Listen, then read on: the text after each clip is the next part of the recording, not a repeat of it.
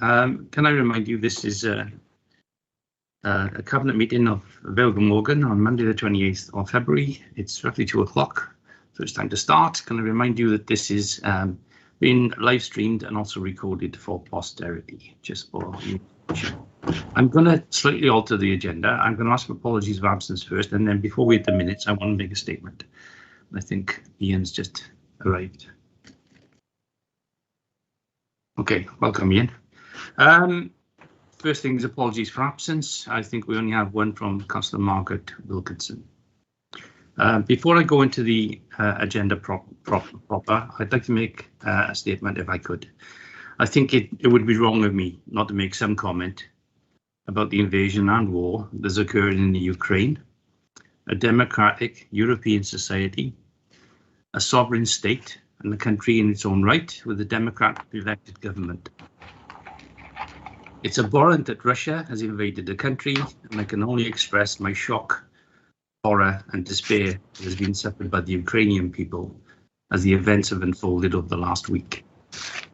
I'm really appreciative of the way in which other European nations have mobilised in terms of support and assistance, particularly the selfish manner in which those directly neighbouring nations and others have not faltered in providing sanctuary to those fleeing war and the consequences of this unwarranted invasion.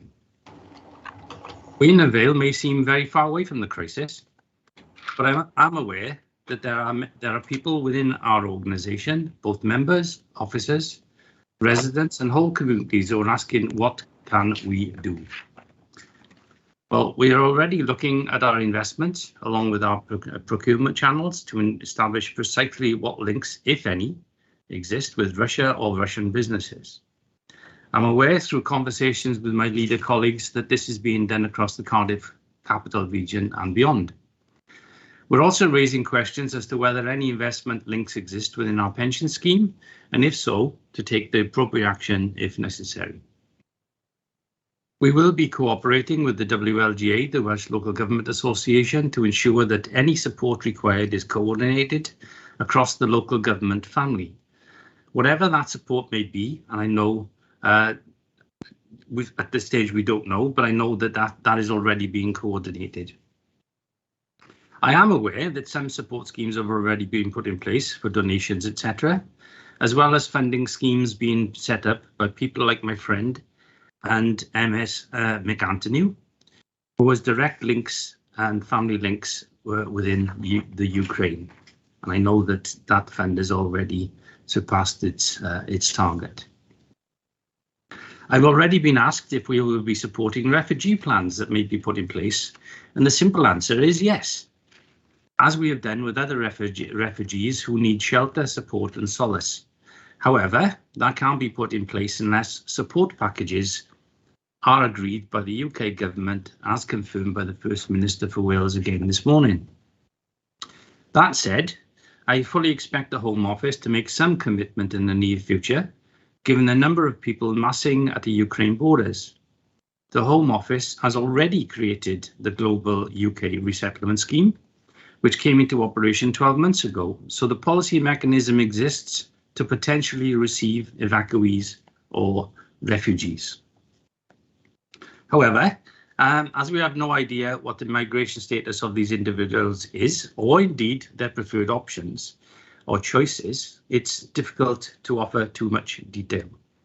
But I'm also confident that many will want to return home, as I would, should things stabilise. So finally, I will ensure that our website and media channels will keep everybody informed if there's any announcements from the UK government. These are certainly dark days, which I had not hoped to see in my lifetime, but this does bring into focus the reasons why in Europe, the twinning arrangements and diplomacy exists between all European people and their countries, and which ensures stable, peaceful and safe environments to work, live and raise your families. Our thoughts are with the people of the Ukraine. Thank you. Okay, as I say, dark days. To get on to business, the first item is the minutes of the last meeting. Can I have your authority to sign them and to agree them, please? Happy to second, Leader. Thank you very much. Next item is to receive declarations of interest, if there are any, and I think there are none. Okay, in that case, we'll go to the first items, which are references. The first one is a reference from the Environment and Regeneration Scrutiny Committee of the 18th of January in relation to rural roads policy. I think Peter will be taking this, but I know it's been brought up by one of the members in terms of whether we need a separate rural roads policy or not.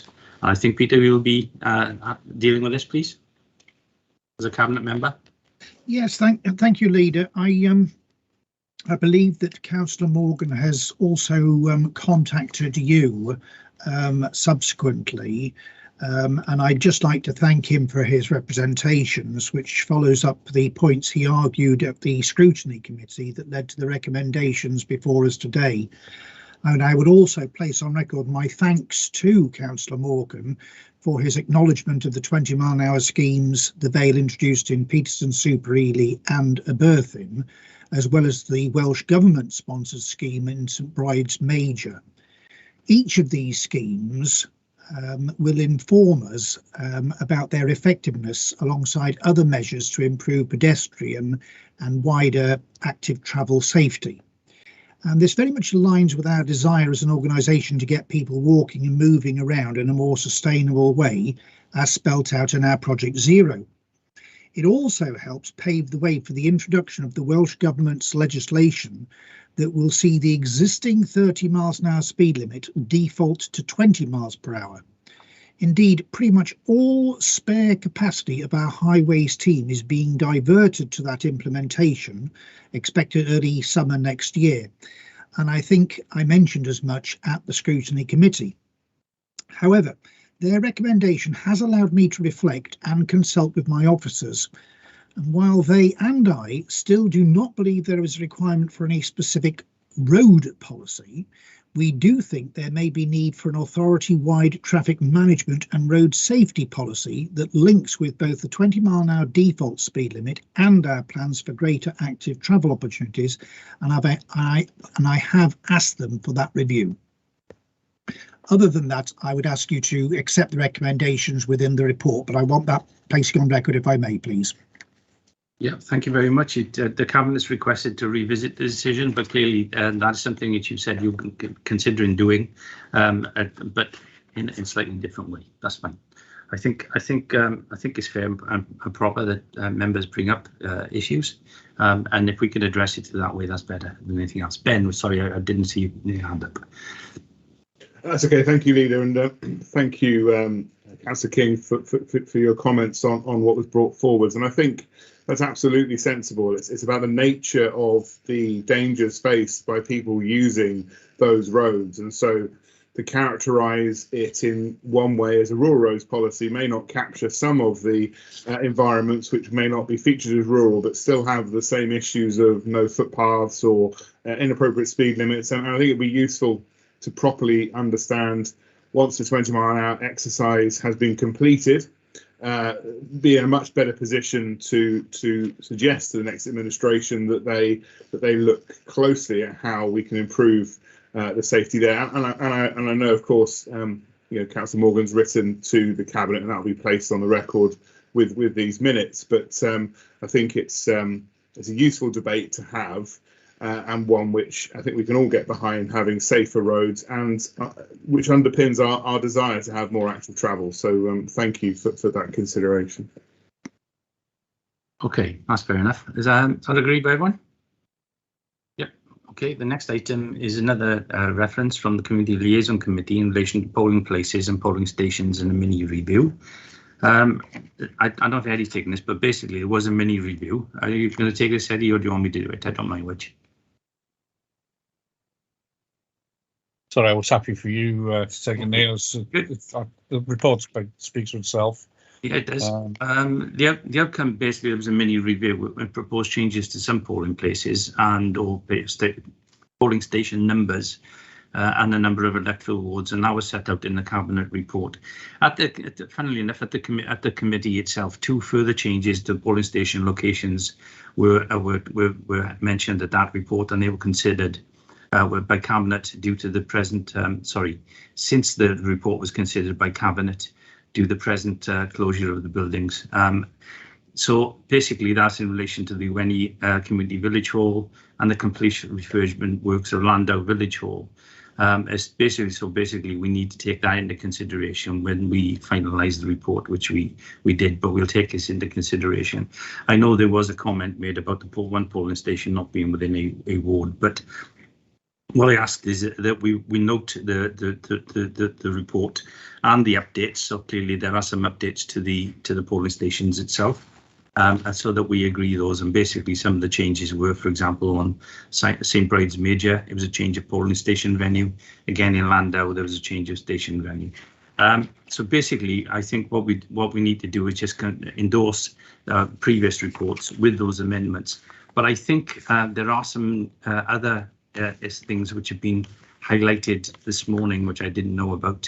And I think they need to be addressed too. So I don't know if Eddie, you want to come in, or whether or not I know the managing director mentioned it to me this morning. Yeah, thanks, Neil, leader. But yeah, the chief executive has reported this morning that there's some typographical errors, and it's just changing from town to community councils. He's got a couple of those he probably has to hand, but as they are only typographical errors rather than naming, because one of the changes in this policy was changing place names to Welsh names as well. But thankfully that hasn't been an issue on this. It's just changing some of the community councils to community council references rather than town. So I think a letter's come from Welsh Government saying that they realise that they haven't done things like, for example, Dinas Powys, and not just Dinas Powys, Dinas Powys and Leckwith and Michelstone, or Dinas Powys and Michelstone. And similarly, there's other ones. I don't know whether we need to address that here, but can we therefore say that we endorse the polling places mini review, subject to the changes which have been reported, and also give a delegated authority to yourself and the managing director to make any typographical or changes necessary. And I see Rob's got his hand up here, so he's probably going to tell us what exactly they were. Rob, when you come in. Yeah, thank you, Leader. It's not linked to the review of polling stations, but it is linked to the forthcoming local government elections, in that Welsh Government, as you point out, have contacted us. It's something that's been risen as a consequence of discussions between Welsh Government and the Ordnance Survey when they've been looking at the maps of the various wards within the Vale of Glamorgan, and it relates to the description of 3 town and community councils. The first is Cowbridge, which the way the Vale of Glamorgan Electoral Arrangements Order of 2021, which was reported to Council and Cabinet previously, described as Cowbridge with Llanblethian and the community of Penfine. Welsh Government have pointed out that should be the communities of Llanfair and Penfine. Dinas Powys, the current description is the community of Dinas Powys and Michelstone, and there's an omission there because it should say Dinas Powys and Michelstone, Lepit and Leckwith. And the third and final one is the community of Sully, where the description should read the community of Sully and Lavernock. It doesn't make any significant difference, but because we were dealing with this issue, it's probably an opportune time to raise it, to minute that fact that those descriptions are going to need changing by Welsh Government. By making a new order, and they have advised us that that order will be progressed very shortly in time for May the 5th, so that we will see slightly different descriptions to those which were reported previously. As I say, it's not directly linked to the polling station review, but it is linked insofar as it does deal with the local government elections. Okay, that's fine. Thanks for the explanation. But I think what we should do is endorse any changes and give you the delegated authority to go forward, just in case you need it. It wouldn't hurt, I think. Is that okay? Good. Is everybody happy with that? Good, thank you. The next item is agenda item 6. It's another reference from corporate performance in relation to the Vale Glamorgan Council draft annual delivery plan. I will highlight the fact that this is also being dealt with at agenda 18 later in the agenda and also be sent to council. The delivery plan is something we have to do on an annual basis, obviously. The plan details the activities that would be undertaken in 22-23 to deliver the wellbeing objectives. The actions of the annual delivery plan also contribute to the six new cross-cutting themes, which are covered within the first page of the report. Appendix B details the consultation report outlining the methods employed, the findings and the responses, including the consideration the scrutiny committees provided. Also, the public and young people were consulted in terms of this, and it was also shared with the leadership team and the relevant officers. So basically, it was outlined to the committee some of the changes and updates to the ADP. Sorry. In terms of feedback and responses from comments, one of which was Councillor Johnson, it was important that these representatives of the public, rather than being potentially hijacked by certain individuals and groups with specific agendas, that we need to await the responses. It was a concern he had. It was also appreciated that respondents were not wholly representative, but these had to be mitigated by the use of a wide range of data, insight and consultational findings from other exercises earlier on in the process, so which the subsequent consultation process could be weighted. In other words, his fears were relayed, I think, from that. There was also a query from Councillor John in relation to Objective 4 and options for community organisations to operate facilities such as sports grounds as part of the Council's transformation programme. And again, it was asked specifically that public spaces came over as a result of Section 1 agreement, so that's a possibility, but also stressing the importance of keeping them as public open spaces, and I think that's important too. And therefore, it could be handed over to private clubs or community groups, but kept in as a public open space. It was agreed that the query would be referred back for advice from the council's legal officers, but it was also important to point out that the objective was broader than just public open spaces. It was about how the council worked with a range of community groups to operate services focused at the local level. Basically, I want to highlight it because it is important that if they make any comments that they should be addressed. But the committee basically endorsed the consultation report, which was at Appendix B, and the updated draft annual delivery plan at Appendix A, and they were wholeheartedly recommended it to Cabinet for our consideration. So at that stage, I think we've taken that into consideration. I think we should note it at this stage, and obviously we'll be dealing with it at agenda item 18. If that's okay with everybody. Is that okay?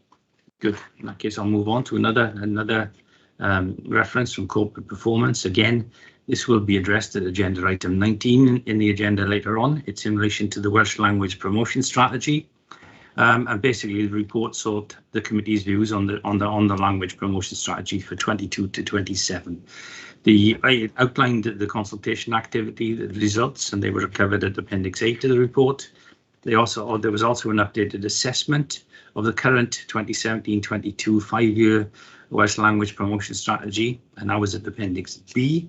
It also had an updated 5-year Welsh language promotion strategy, which following the period of consultations, so in other words, moving on, that's at Appendix C, and also an accompanying action plan at Appendix D, and then the quality impact assessment at Appendix E to the report. This actually is a statutory requirement, and we do have a duty to publish a 5-year strategy. The key points that were raised with members, and there were items raised, and again, things like challenges of actually learning Welsh when there were gaps in the learning schedules. That was an issue which was brought up, and also the issue of maybe having discussion groups in local communities, which I think some of it goes on.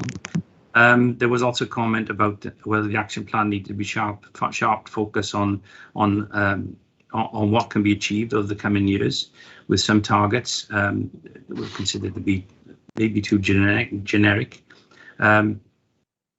and whether or not some of those targets were more local or embedded. But again, and there also was a reference to parents for Welsh medium. However, one of the comments that came back that there was a comment in terms of the groups and things. There were responses within the report, but basically I think one of the things that they talked about was some of the issues in terms of parents for Welsh medium education weren't technically within the side of this report, as I understand it. But obviously there was also an issue in terms of whether or not social clubs or groups could learn to speak conversational Welsh, including deprived and minority groups. And again, there was a request for counsellors and officers be explored. But as far as I'm aware, that has always been explored and always been a facility that is available, at least maybe not all the time, but on a regular basis throughout the council's terms. So basically, the Cabinet were asked to look at those comments. They asked for us to encourage, as I think the plan does, to encourage the learning and use of Welsh outside schools and the educational environment, and the importance of including and involving parents, the non-Welsh speakers, and again to encourage both elected members and officers to learn and use Welsh. So, as I said, basically they're the comments that came from the Scrutiny Committee. I think it's right that again that they should be aired. But again, I think they're for noting at this stage, and we'll take them at agenda item 19 later on, unless anybody's got any comments. No, just to second, we note. Okay, thank you very much. The next item is agenda 8, and this is a very brief report of the Cardiff Capital Region Cabinet on the 31st of January, of which I attended. It was one where basically it picked up the joint working agreement and the annual business plan, which was agreed.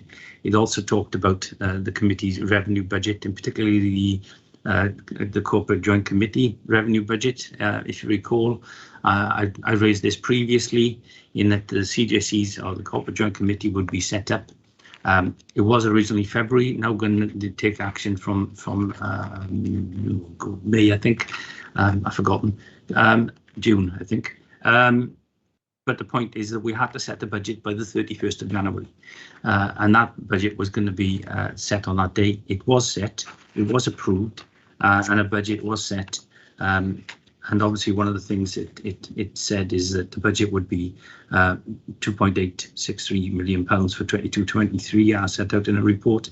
And again, it had an increase, represented a 5% increase on the previous year.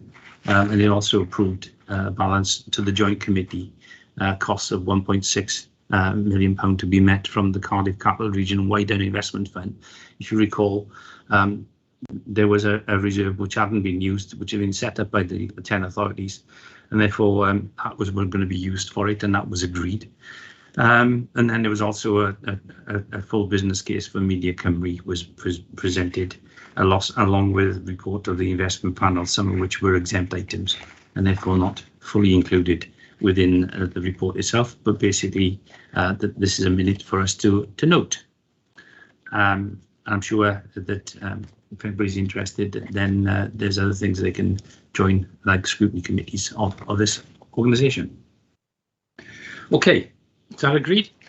Yep, and seconded. Good. Then we'll go to the reports proper, for want of a better word. The first one is in relation to the revenue monitoring period, 1st of April to the 31st of January 2022. The report outlines the position with regard to the revenue budget for the period April to January. Funding is available from Welsh Government for the remainder of the financial year to cover some of the financial pressures relating to COVID-19. Nearly £11 million has been claimed from April to January 22. The funding available for social care via the Hardship Fund will also now taper off during the remainder of this financial year. But the monthly breakdown of these figures, that is the £11 million, can be shown in paragraph 2.2 of the report. There's also a table at 2.6 of the report, which details the current projections for this year for each of the service areas. As always, as I've said at this time, is the potential outturn for the year is difficult to predict. as additional grant funding has recently been received from Welsh Government, which is one of the reasons which we've delayed some of the reports that are coming today, because we've had extra money coming from Welsh Government. But there is some uncertainty as to whether any further funding will be approved between now and the end of year. If it is, then we'll have to address it, but they're working on the principle that it won't. One of the things that we dealt with, in addition to we had £4 million transferred into the council fund, if you remember, which was approved as part of the initial revenue proposals. And then now a number of non-HRA transfers to the reserves, totaling £3.838 million, which are as a consequence of recently awarded Welsh Government grants. Social services could potentially transfer £1.6 million into reserves following the award of a number of new grants, one of which is £1.9 million.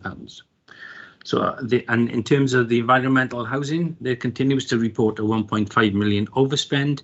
However, instead of this being funded by a drawdown from reserves at the end of the year, Welsh Government are providing additional revenue for support grant this year of £2 million, and this will be used to fund this overspend.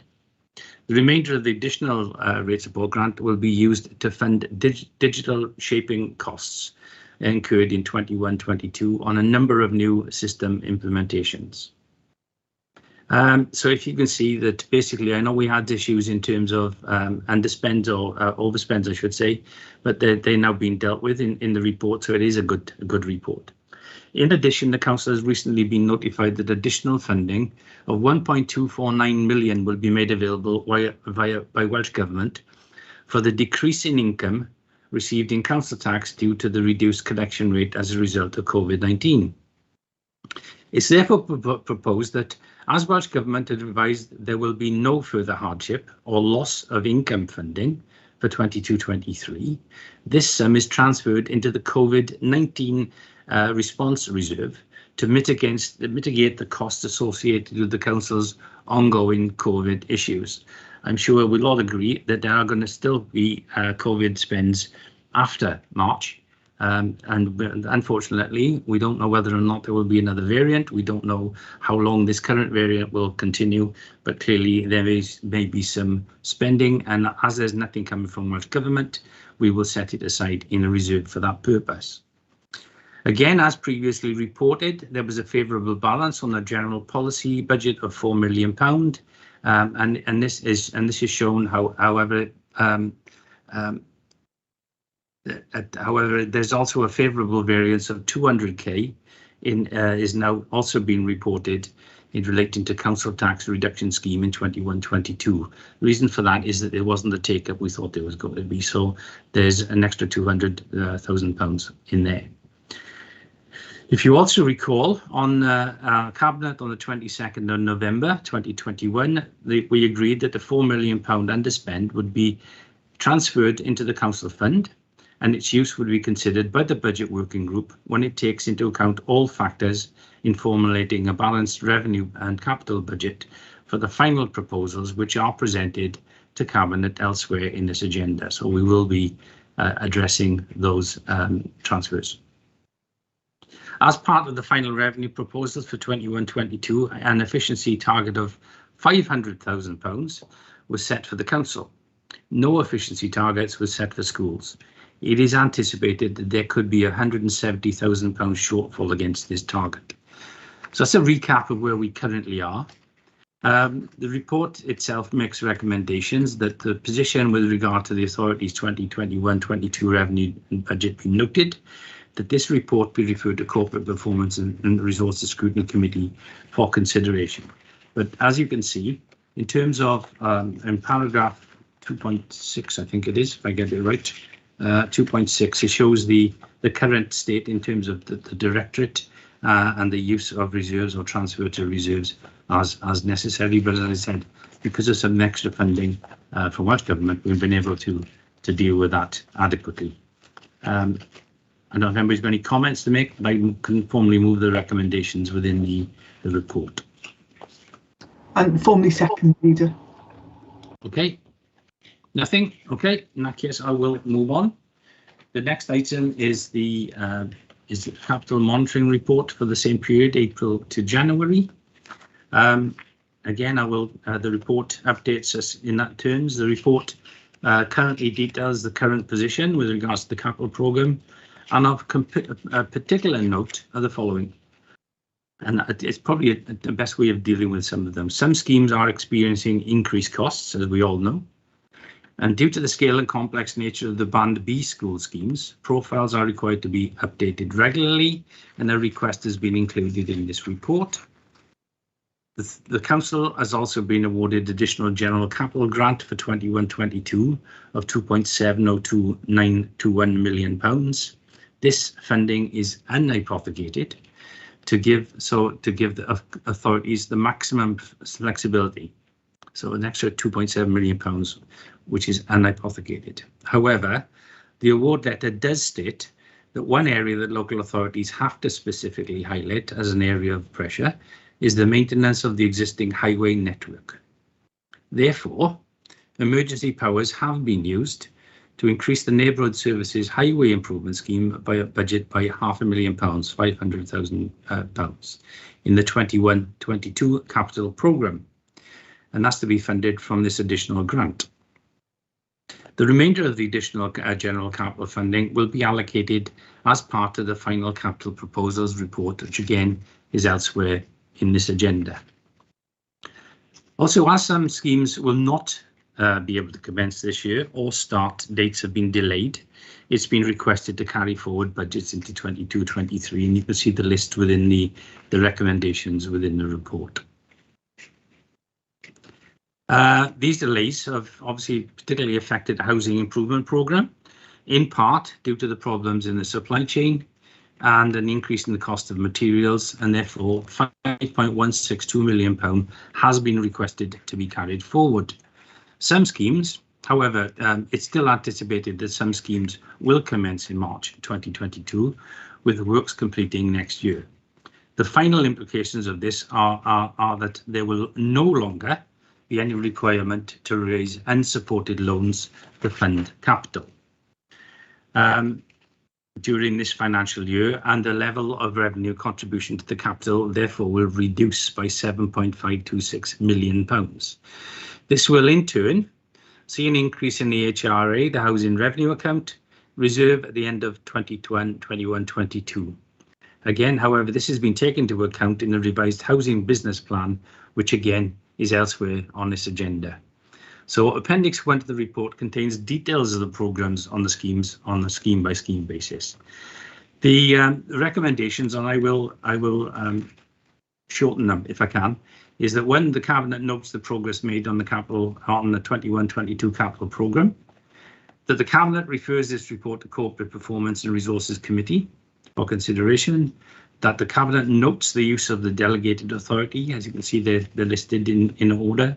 4, that the Cabinet notes the use of the emergency powers, and that 5, the Cabinet approves the changes to the 21-22 and future capital years programme as listed in the recommendation and throughout the report, which I won't read out because there are too many of them. I don't know if anybody's got any comments to make in relation to that, but they're the recommendations that we have for you. Liz. Councillor Burnett. Yes. Formal. Yeah, it's my usual comment that when we get to this time of year, that work to schools happens in school holidays, and it is one of those things where if you want to get work done in Easter holidays, it's into the next financial year. So I would imagine that if we come back and have a look at the vast majority of the education capital programmes that are listed in terms of emergency powers, etc., that will all be programmed and be taking place during the Easter holidays. It also demonstrates a commitment not only in terms of building new schools, of actually making sure that our existing schools are maintained and kept up to scratch. So just wanted to mention that, Leader, but happy to second the report. Well, indeed, it's a fair point, because I know that Easter's late this year, so we will be falling over the financial year. So that's the recommendations before you. All happy with that? Yeah. Okay, now we come to the biggie, I guess, and I'll try and make it as short as possible. But it won't be that short. This is the final proposals for the revenue budget for 22-23. So the report does present the final proposals for the revenue budget for 22-23. As I said, we did delay. We had intended to try and bring this earlier, but because of the amount of money that was coming forward from Welsh Government, there was a lot of uncertainty. I think it was wrong to do that, because what we had done is done the same thing as we did earlier and doing a lot of guesswork. So, as I said, the initial budget proposals for 22-23 were presented originally in November. And at that stage, as you know, the council had not received the notifications. So as a result, there was modelling of various scenarios were carried out, and a possible increase in council tax was also considered. It was based on those assumptions. I reported a potential of £27 million in revenue budget for the coming financial year. A potential shortfall of £27 million in the revenue budget for the coming year. The council's provisional settlement figures were received from Welsh Government in December and were more favourable than anticipated, with £138.06 million from the rate support RSG, the rate support grant, and £47.95 million for non-domestic rates. These amount to a total aggregated external finance, which is called the AEF, of £186.011 million for the council. When taking into account the adjustments for the transfers and changes in the council tax base, the effective increase in the AEF for the council from the previous years was £17.883 million, or 10.64%. No new funding is provided through the revenue support grant for the new responsibilities in 22-23, although there was a transfer into the RSG of £185,000, which represents a top slicing of the social care workforce grant and has been transferred into the settlement as a contribution towards the impact of implementing the real living wage proposals for social care staff as required by Welsh Government. The provisional settlement provides for general pay increases in line with the assumptions made by officers for the budget responsibility. However, there is some uncertainty around pay awards, as whilst the teaching pay award for 21-22 has been set at 1.75%, the non-teaching pay awards for 21-22 is still under negotiation. The settlement also includes an allowance for the additional costs associated with health and social care national insurance levy. The final notification of all 22-23 grants is yet to be received. However, Welsh Government have confirmed that the local authority hardship grant used to fund COVID-19 related expenditure will definitely cease on the 31st of March 2022. And as I highlighted previously, we've set some money aside for that in a separate reserve. The Council's annual budget consultation exercise ran from the 3rd of December until the 17th of January, and there were 342 responses to the online survey in total, which is an improvement on last year where there were only 16. Details of the results are shown in Appendix B. The provisional settlement represents a significant improvement on initial proposed models, as we know. However, despite the favourable settlement, it is still not possible to fully fund all the cost pressures submitted by the services, which reflects the high level of pressures currently facing the council. You remember there were £27 million worth of cost pressures, plus some of the issues in terms of national insurance, etc. So careful consideration has been given to the allocation of funding in a similar way that we did in 21-22. And the budget working group has been able to award growth at a relatively high level, while this figure still significantly below the level of the cost pressures set out as part of the initial proposals. It's been allocated funding to areas where the pressures cannot be mitigated or reduced. So the budget working group is recommending that the cost pressures of £16.5 million are agreed in 22-23, and the breakdown of this sum is also shown in Appendix D. The level of efficiencies to be achieved the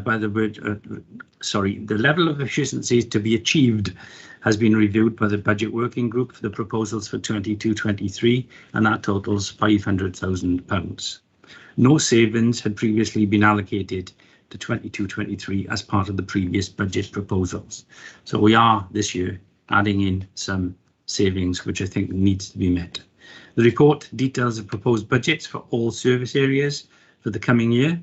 However, what I will do is summarise some of the key points. With regards to schools, the proposals have taken into account the pressures reported during the current year and discussions that have been taking place with the School Budget Forum. As a result, this budget does not require schools to find any savings in a new financial year and provides the growth requested by schools at initial estimate stage. This budget will continue to fund schools at £1.2 million above their indicator base assessment for 22-23. The indicator base assessment, sometimes called the SSA for some people who standard spending assessment, people who like to know what they mean. With regards to social services, we are mindful of the continuing pressures on this service, both as a result of increasing costs within the independent sector and the increasing demands for services to support the ageing population in the Vale. This budget therefore provides additional funding for that service. Welsh Government have provided funding towards the implementation of paying at the real living wage to social care staff, which is £9.90 for 22-23. Funding for this commitment has been included. However, as this commitment relates to external providers, it is still complex. It is still a complex calculation, as the picture in terms of pay is mixed across the Vale. ADSS Cymru have provided a calculation for the Vale, which indicates the cost of funding providers to deliver the real living wage whilst maintaining differentials is £2.12 million. The information also shows that Welsh Government have provided funding of £1.42 million for this part of the settlement, which is a funding shortfall of £700,000. It shows the reality of trying to ensure everybody has a real living wage. And yes, we had money, but it's still short. In the context of the remaining gap between the cost pressure awarded and the severity of the cost pressures highlighted by social services, and the need to create ongoing capacity to respond to an increased level of need, it is proposed that the remaining pressures are funded through the budget programme that utilises the balance accumulated in social services reserved, and the level of drawdown each year will reduce as demonstrated in the report. Basically, they have a reserve, and we're proposing to drop that stage by stage to about 5% of the spend. Significant cost pressures have been reported also with the environment and housing, and the current financial in the current financial year, and this budget addresses these by providing additional funding for the services. As part of the budget setting process, we're also required to look at the budget situation for the coming financial years. Welsh Government have provided indicative settlements increases of 3.5% for 23-24 and 3.5% for 23-24 and 2.4% for 24-25. Albeit these are indicative, and I know that in conversations I've had, I think that may even be less than that as we go forward. So we modelled it on those assumptions. It's also been modelled with a 3.9% increase in council tax, which is, if you recall, what we planned originally in the medium-term financial plan and what we consulted on originally, along with the fact that at that time CPI was at that time 4.2%, whereas today it's 5.4%. So it is continuing to rise. So as I say, it's modelled on the basis of 3.9%, as we did in the medium-term financial plan, and also taking into account the possible cost pressures the possible shortfall in the funding for 23-24 and 24-25 could be a total of £15.7 million. The position will obviously be reassessed during the coming year, and options for achieving potential savings will be addressed further. But as I said, these are assumptions. 3.9%, also the settlement of 3.5 and 2.4% still leaves us with a shortfall of £15.7 million. The report also details the reserves held by this authority, together with the likely drawdown on these in the coming years. And between the 31st of March 2021 and the 31st of March 2025, it's estimated the level of reserves will fall by £39.133 million to £45.855 million. So the reserves are in fact being used.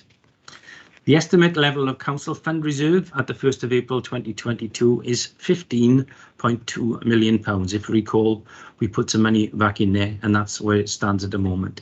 As I said, it was agreed that £4 million would be transferred into the council fund and the initial budget stage, and it's now proposed that we take £1 million will be used and take it out of that fund during 22-23 to fund the revenue budget, with a further £500 being utilised in 23-24. And I seriously suspect we may have to do that again the year after that. But let's see what funding we have in the future. So of the £15.2 million in reserve, £1 million is taken out this year, £500,000 taken out the year after. We also intend taking out £2.69 million of the council fund, and that will be used to fund schemes in the capital programme for 22-23, and £849,000 will be transferred into the waste transfer station reserve from the council fund for the waste management fleet parking scheme. It's important that we continue to have capital spending, and if we use the capital funding, if we use the revenue funding from the council fund, then it's a one-off. Is used for something specific, and I think it's a good way of using that. Whilst there's no set requirement for the minimum level of the council reserve fund, some commentators, as you know, always say that it could be 5% of the net budget as a guide. So for the Vale of Glamorgan, this is currently at about £13.6 million. However, in view of the prudent approach that the council takes with regard to specific reserves, it is still proposed that £10 million should be the minimum level for this reserve. And again, details of our reserves are shown at Appendix F.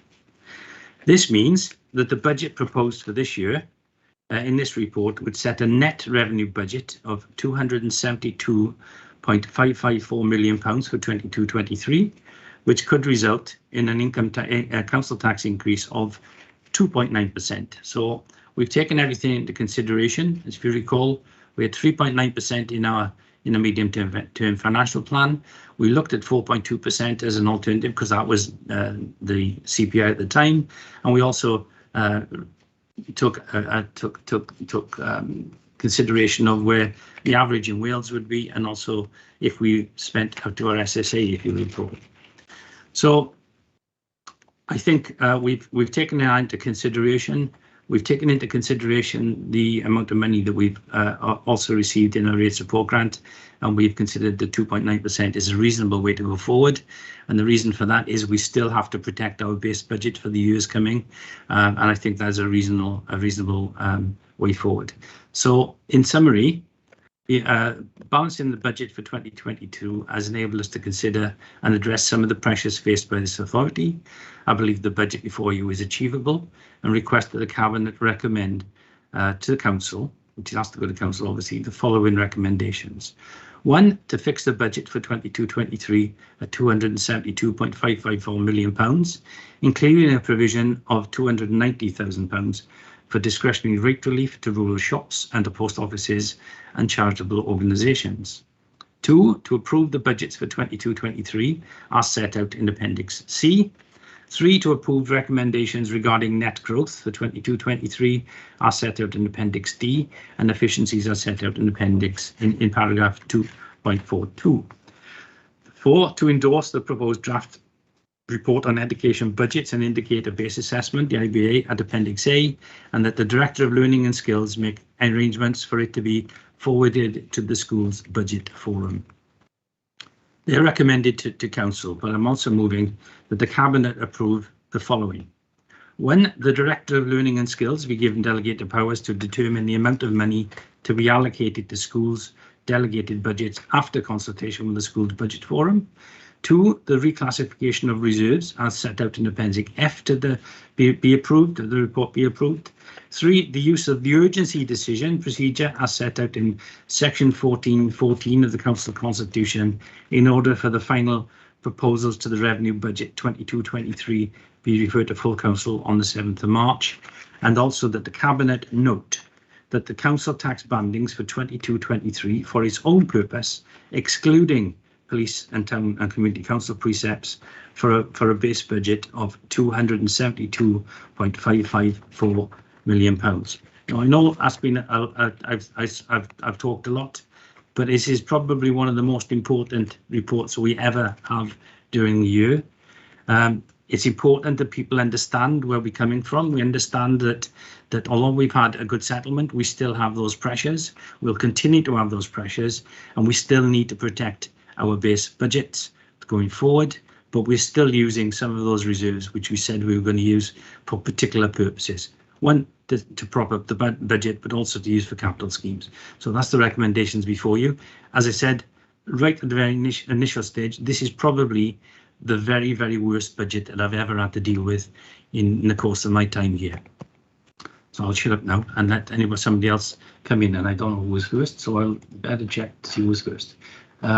Liz, I think Liz Burnett was first, and then Councillor Ben Gray was second. So do you want to come in, please, Liz? Yeah, thank you, Leader. I will obviously have a lot more time to discuss and debate this report when it goes to full council. But I think a couple of points that I would like to make is, firstly, in terms of learning and skills budget on paragraph 2.52 particularly, is talking about the areas that we've been able to fund by giving additional funding, and these areas, if you look at them, are some of our children with the greatest needs. They're children with additional learning needs. They're children in the specialist resource base for children with autism. There's a specialist learning and wellbeing class which was actually set up in response to a number of children that have significant social, emotional and mental health difficulties, and they have difficulties to such a level that if we didn't set up this sort of provision, they might have to go away from home to be supported. You know, these are things that we just had to do. We have to do that sort of thing. I'm delighted that yet again we will be funding above SSA, and that's a difficult thing to do. But then, you know, going from one area of my portfolio that takes a large amount of budget to the other end, normally telling me how little they get, is the regeneration team. And I would also like to just draw attention to one of the knock-on effects that we've had is we lose European funding for our rural regeneration team, Greater Rural Communities, and they've done such superb work in the rural Vale, so much so that we will be funding a replacement team, and that's covered in paragraph 2.75, which is the community development and innovation, or external funding community development and innovation team. Now, this team are also very, very good at going out and finding money. So I would be imagining that they will be helping us to access funds for the types of things that they do. But it's not only then for their activities to stay in the rural Vale. We actually want them to share, as somebody say, their bit of sparkle dust right across the Vale, and help us to develop capacity to help people to develop schemes and ideas for themselves, and also contribute to the public participation work that we want to go forward. So there's a lot of interesting stuff, a lot of ambitious ideas in this budget. And I said, I'm sure we'll be able to discuss them more at full council. So I'm delighted to second this, Leader. Thank you very much. Councillor Gray. Thank you, Leader. And if only to give you a few more minutes rest in the voice, I wanted to just highlight with regard to social services and actually what a journey we've been on with this budget throughout, and some of our earlier cabinet reports on this, talking about some levels of increase that we'd have to go to, which were frankly eye-watering if we were to achieve this kind of funding. So I think we do need to thank Welsh Government for the amount of funding that's been made available and the recognition for certainly my area for social services. And I think it's right. And as you referenced earlier on in budget monitoring, we do find extra pots of money that get given at distinct points in the year to social services, and that is what the social services reserve is there for. And therefore it's absolutely right that we're building into our budget planning how we can use the reserves to get them to a more manageable level, because if we weren't doing that, we'd essentially be asking for even more council tax when we need to be using our reserves. And so I think it's right that we recognise that we are not only questioning what needs to be spent on, we're also asking for savings where we can. We're using reserves, and the rises that we're proposing are as low as we can possibly get them in order to fund our services at the appropriate level. I'm sure we'll have a lengthy and varied debate when this comes to council, but I'm really pleased that as a corporate body, the council is recognising and underlining the need to fund social services at the level that they are, and also that we're working together to do that through a combination of cost pressures and dealing with reducing the social services reserves to, again, around the 5% level as you described for general principles for reserves. So as this is a coalition budget, I'm very happy to support, and I know my group are keen to see this progress when we get to our council meeting next week. So I just wanted to make those points. Thank you, Leader. Thank you very much. Have anybody else got any comments? If not, we'll move on. Thank you. I think it's a sensible approach that we've taken, albeit over a long journey. Okay, the next item is the capital strategy again and final capital proposals. The report does present the strategy for 22-23 and the final capital proposals for 22-23 to 26-27. The capital strategy provides a framework which outlines how capital expenditure, capital financing and treasury management activity contribute to the provision of the council's corporate objectives. The strategy takes a long-term view of the council's capital investment priorities and how those priorities may be funded. Having considered the service priorities and the possible funding available over the coming 10-year period, it's currently estimated that the funding gap could be in the region of £12 million. The capital strategy will be updated on an annual basis and will evolve over future years. The funding gap will obviously be reviewed on a regular basis. So the initial capital programme proposals were presented to Cabinet in November, if you recall. We hadn't received the provisional settlement, therefore it wasn't possible to present a final draft programme. Instead, all the bids for the funding were presented to Cabinet for information. The report was subsequently referred to scrutiny committees in December 2022, and the comments of the scrutiny committees have been taken on board into account and for the development of this 5-year programme.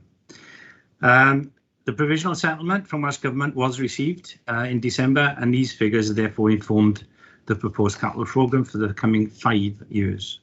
All bids have been prioritised in terms of corporate priority, the risk to the authority, and if they are not progressed, and the contribution they make to the well-being of future generations criteria. The programme detailed in the report will be funded through a number of different sources, including the general capital funding from Welsh Government, the use of capital resulting from the sale of assets, the use of reserves that have been established for that purpose, Section 106 monies, or borrowing money which has to be repaid through the revenue budget. In order to deliver the necessary capital investment required by the council, it is proposed that £2.696 million of the council fund reserve is used to fund capital expenditure, as I mentioned earlier, and that £849,000 will be transferred into the waste transfer station reserve from the council fund for the waste management fleet parking scheme. So what I talked about earlier is here. So the proposed programme for 22-23 to 26-27 is also attached to Appendix 2, and that shows a total spend of £85 million in 22-23 and a total 5-year programme of just under £254 million.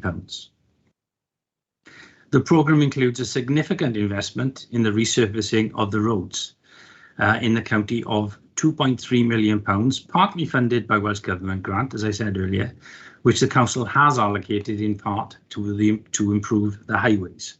So it's something which we continue to do, something which we knew that we were going to have some issues with, but we've continued to resurface our roads, and this will help to do that in the future, as we have always promised. The total value of the Band B programme for the 21st century schools, or whatever it's called now because it's changed, is £43 million between 22-23 and 24-25, with a budget of nearly £16 million in 22-23 alone. The council will receive Welsh Government funding of £2.38 million towards school maintenance. The report also details the levels of investment required to maintain the Welsh Housing Quality Standards, Waste Services Department, leisure facilities, funding for disabled facilities grants, and funding in relation to economic development and tourism. So the recommendations within the report, and I will try and reduce some of these so I don't have to read them all out, is that the Cabinet recommend on the 7th to Council on the 7th of March 2022 that the capital strategy for 22-23 as set out in Appendix 1 to the report be approved. 2, that the Cabinet recommend to Council that the final capital programme for the years 22-23 to 26-27 as set out in Appendix 2 is approved. And then in recommendations 3, 4, 5, 6, 7 and 8, it sets out issues of delegated authority to the Managing Director, the Chief Executive, apologies Rob, the Chief Executive, Head of Finance in consultation with myself for various elements, which I won't read out unless you really want me to, but that does include things like the Band B programme, which is now called the Sustainable Communities for Learning, which I just picked up. Number 9 is the Cabinet approve the reprofiling of the Housing Improvement Programme for the years 22-23 to 26-27, and that the urgency decision procedure as set out in section 14.14 of the Council's Constitution be used in order for the capital strategy for 22-23 and the final capital proposals for 22-23 to 26-27 be referred to full council on the 7th of March 2022. I don't know if everybody's got any comments to make in relation to that, but it is a serious programme where we're continuing to go forward using as much money as we can, and obviously using some of our general funds, I think, very wisely. Liz. Thank you, Leader. Partially to say I am so pleased that we're continuing work with the Sustainable Communities for Learning, not only for the massive impact that it has on providing those sorts of facilities for the children that attend those schools, but we've also got the asset renewal that's ongoing, more than 2 million again this year into those schools. It would be very remiss of me, though, not to take an opportunity just to shoehorn in congratulations to the children of South Point Primary, or Ysgol Troen y De in Rhys, who their school opens today. They're just getting set. The children will be in that school on Wednesday. I popped over last week, and I hope they have an absolutely fabulous time attending that school going forward. So no, a super capital programme, and also it shows a lot of investment which ultimately will either result in better services or future cost savings. So again, I think we'll be discussing it fully when we get to full council. Indeed. And I haven't forgotten, I better second it as well. Fair enough, thank you. I think it's right and proper that we deal with it here too, so that it's in the public domain right now, and you know exactly where we're coming from. so that when we have a debate at full council, all of the cards are on the table. I think it's right and proper to do that. Okay, if there's nobody else, then I will. That's agreed, I assume. I will move on to the next item, which is the final housing revenue account budget proposals. And again, this report presents the final housing account for 22-23 and the proposed rents and service charges for the coming financial year, which will commence on the 1st of April 2022. As you're probably aware, each local housing authority, as we are one, is required under Section 74 of the 1989 Local Government and Housing Act to keep a housing revenue account. Section 76 of the Act requires local authorities to set a budget for their housing revenue account on an annual basis. Therefore, the budget must be set so that the housing revenue account reserve at the end of the year is not in a deficit position. Each local authority should endeavour to have a working balance on the HRA and for any exceptional circumstances that may arise. So the initial housing revenue account budget was considered by Cabinet on the 22nd of November, subsequently referred to the Homes and Safe Communities Committee on the 16th of December, who noted the proposal, as did the Council Corporates Performance and Resources Committee on the 22nd of December. So the 2022-23 policy for social housing rents was also issued by Welsh Government on the 29th of December and advised that the maximum allowable uplift which can be set is CPI only. Normally it's CPI plus £1, but this year they set it at CPI only, and that was a CPI as of September 2021, which at that time was 3.1%. And as I said, CPI has gone through the roof since then. It's now 5.4%. But we are only allowed to have a maximum of 3.1%. But we've looked at the housing plan, and it's proposed that rents are increased by 2.75%, which is in fact less than the maximum allowable. What we've done is we've looked at the housing business plan and ensured that it's viable, and it's viable at that particular percentage increase. Now, due to the COVID-19 pandemic, Welsh Government has suspended target rent bands for 22-23, and they've been replaced by self-certification monitoring forms. So in order to comply with the rent policy, social landlords must ensure their average weekly rent for the general needs and sheltered housing provides value for money and is affordable to tenants. The council has demonstrated this by the use of the Housemark Affordable tool, which compares council housing rents with the local registered landlords, the RSLs, and council rents were found to be less than the average rent charged by most RSLs for most property sizes and types. In addition, council tenants pay less than 30% of their income on rent, which is a common affordable test. So the details of how the budget has been made up are in the Cabinet report themselves. As well as increased rents, the report also identifies proposed increases in other charges, and these are also detailed within the report. So the recommendations of the report are that the final HRA budget proposals for 22-23 are recommended to council as outlined in the report. An average rent increase of 2.75% be approved and recommended to council as set out in paragraphs 2.8 to 210 of the report. 3, the increase suggested for other services are approved and recommended by council as set out in paragraphs 211 to 224, and for the charges for services outlined in 22-23 financial year be recommended to council. All charges to rent and services charges will be implemented from the 1st of April, and that increased notifications are sent out to tenants 28 days in advance of the new charges coming into effect. And 6, that the urgency procedures as set out in section 1414 of the council constitution be used in order for this final housing revenue account proposals 22-23 be referred to full council on the 7th of March. So I don't think anybody's got any comments in relation to that, but I think we've looked at the housing revenue account. We've looked at the minimum requirement or the maximum requirement for rent increases. We're under that, and I think, and we're also underneath most of the RSLs. So I think this is a fair and balanced budget to go forward. And happy to second, Leader. Thank you very much. No other comments? Then again, I will move forward. excuse me, it's a big agenda today, I'm afraid. This is in relation to Treasury Management and the investment strategy for 22-23 and an update for 21-22. So as I said, an interim report for that time. Insofar as the Council's Treasury Management operations entered into for the period April to December are concerned, all activities were in accordance with the Council's approved strategy on Treasury Management, as you would expect.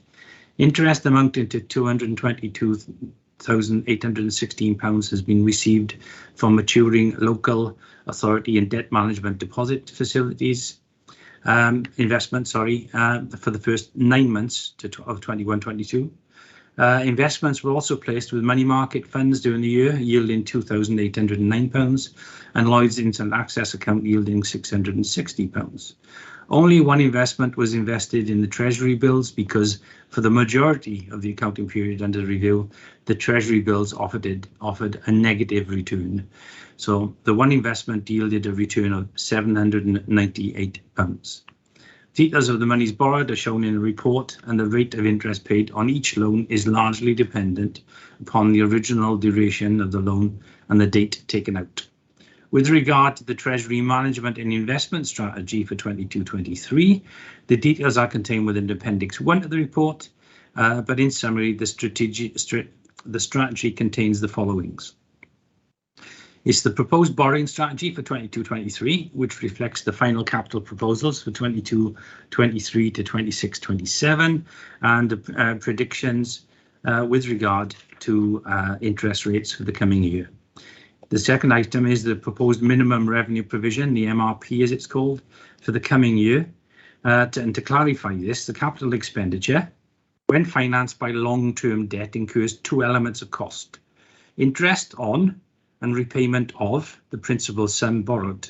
Therefore, the resources the Council must put aside in each year to repay the principal sum borrowed is known as the MRP. So we have to do that. We know how much debt we got, we know how much you have to pay back, and we know how much interest we have to pay back. So it's proposed that our current approach to calculating the minimum revenue provision is continued in 22-23 as it was last year. The strategy also contains details concerning the current economic background within which the Council will have to operate and prospects for interest rates going forward, either up or down. Our investment strategy for 22-23 is also included in it, and the performance targets for 22-23 are also there. I would also remind members that there's a Treasury Management training session for any member who's interested on the 1st of March at 4 p.m, which colleagues can attend if they wish to do so. Finally, the Council will adopt the new CIPFA 2021 edition of the Prudential Code together with the Treasury Management in the Public Services Code of Practice and cross-sectional guidance notes published in December 2021. As I said at the beginning of this, we met all our compliance and we intend to do that in the future. So it's recommended that the Treasury Management Interim Report for the period 1st of April to 31st of December be endorsed, that the policy for making the minimum revenue provision in 22-23 be approved, that the Cabinet recommend to Council that the proposed 22-23 Treasury Management and Investment Strategy be approved, including the specific resolution detailed in Appendix 1, that the formal adoption of the new CIPFA 2021 edition of the Prudential Code together with the Treasury Management in the Public Services Code of Practice and cross-sectional guidance notes be approved, as this is a statutory requirement, and that 5, the urgency provisions under section 1414 of the Council's Constitution be used in order to take this to full Council on the 7th of March. I don't know if everybody's got any comments to make in relation to that, or we can simply agree them. And formally second. Thank you very much. The next item is the proposed fees and charges for 22-23. As you know, Cabinet previously approved the income generation and commercial opportunity strategy, which sets out that as public funding becomes increasingly constrained and under more intense scrutiny, greater emphasis has to be placed upon self-generated income and developing and presenting products and services that will resonate with the paying customers. This report sets out the proposed fees and charges for the range of services offered by the Council for 22-23. Where there are significant changes to the fees and charges or associated policy processes involved, specific details are provided within the body of the report, and there are some changes, some notable. The remaining fees and charges are detailed in the relevant appendices, which show the current and proposed level of charges. As I said, the CPI rate for January 22 was reported at 5.5% and not up from 5.4% in December. So I've been telling you the wrong figure all the way along today, but I'd forgotten it's gone up by another 0.1%. However, having considered the main driver for the cost associated with fees and charges is staff time, it has been recommended that unless mentioned in this report, an increase of 3%, which reflects the estimated staff pay awards, and again, we don't know what they are, but we're estimating that, for 22-23 has been applied and rounded to the nearest 10p.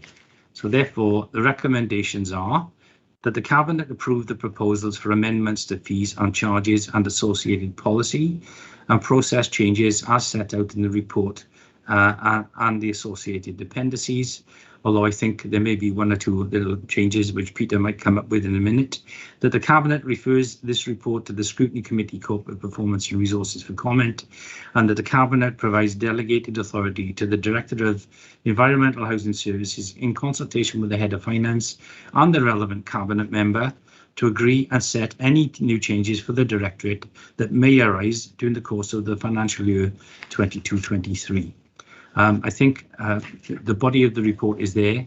The fees and charges are all there, and there are some substantial changes, which I'm sure Peter will come in and tell me about. Peter.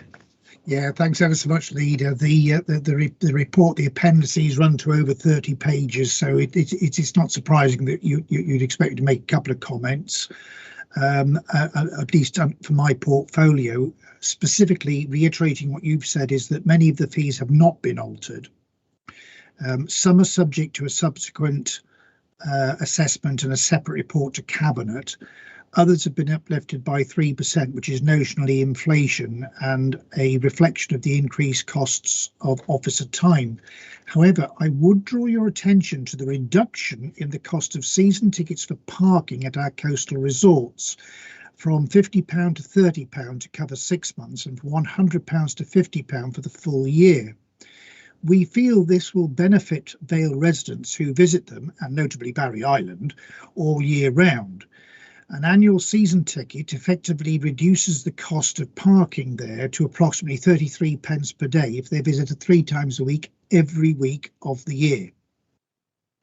I would also add that, although not part of this report, we are about to commence the installation of a rising bollard and automatic number plate recognition, sometimes known as ANPR, system at Rivermouth Car Park, Ogmore. I'm currently working with officers on a suitable incremental charging schedule for this car park that will provide more options than the current £1 for 1 hour and £6 all day arrangements. And I will use my delegated authority, if you grant it, to introduce this after installation. Once installed, our officers will review the success of the installation to obtain learning for further similar installations at Barry Island car parks, where funding for the ANPR equipment has been allocated within the capital programme for 22-23 already approved, and it is hoped that this will benefit those who wish to use our car parks there for less than all day. And I hope my colleagues will agree with me that these are welcome future changes. And then finally, there are 33 pages, Leader. I don't think we should be entirely surprised to discover there's a minor typo. Within my group, there's a reference to dog poo bags, and I would like to say that we no longer sell them in rolls of 50, only in 100, and the roll that references 50 needs to be deleted. Okay, all right, that's a simple amendment. Thank you, Peter. I think it is a good idea that we can reduce the charges on an annual basis to see where we are with that. And as you say, even if it's once a week, then it's £1 a week, which is not too bad to park your car. But there are still available spaces elsewhere within there for free parking, and obviously disabled parking too. But that's another issue. The other thing is, I should have highlighted it, and I didn't. In the capital programme, then we have put money in there aside for the ANPR, which will be coming to the island. And I've given instructions that we get it there as soon as possible. And if we could get it there this year, I would like it to be there this year. And I'll put that on record because that's what I'd like to happen. Whether it'll happen or not is another issue. But it is there, going to be there for the future, and that should alleviate some of the issues too. And we can learn from what happens in Rivermouth. Liz, sorry, you wanted to come in. That's okay. Thank you, Leader. It was a couple of things to mention. One is really welcoming the reduction in season ticket costs at coastal car parks, because what that means is that for £1 a week, basically you can go to the seaside for as long as you want, as often as you want. And that has got to be what we originally intended, was to protect locals and charge visitors. And I think that will be a major step forward. I know it's been really popular in the country parks, and we hopefully before long will be publishing the income details from country parks and exactly what we're spending that on, because it was ring fenced. So I think that's a really excellent move forward. Just out of interest, just mentioning paragraph 2.10 about the minor increases in beach huts, but also the fact that we are currently investigating the use of beach huts. I always call it the witch's hat, but Barry Island Amphitheatre, the bandstand, and Jackson's Bay Beach for weddings. I think there'll be superb locations going forward on that. And there was something else that I was going to mention. Worth mentioning that included in this report are the room hire charges for the pavilion, which, if people want to book it, they need to get in quickly, because the events diary is pretty well rammed now, but it is hugely successful in terms of weddings, local events, and I believe that the sort of music events are being finalised at the moment. So that's all from me, but if Peter didn't second it, I'm happy to. Okay, thank you. In that case, what we will do is we will approve the Appendix 1 with the typographical error changes, because that's all it was. It wasn't any changes anywhere else, just a typo. If that's agreeable, we will therefore approve that with that slight amendment. Okay, thank you very much. The next item is the proposed introduction of a non-statutory, sorry, I'll start again, of an introduction of a non-treasury service investment strategy.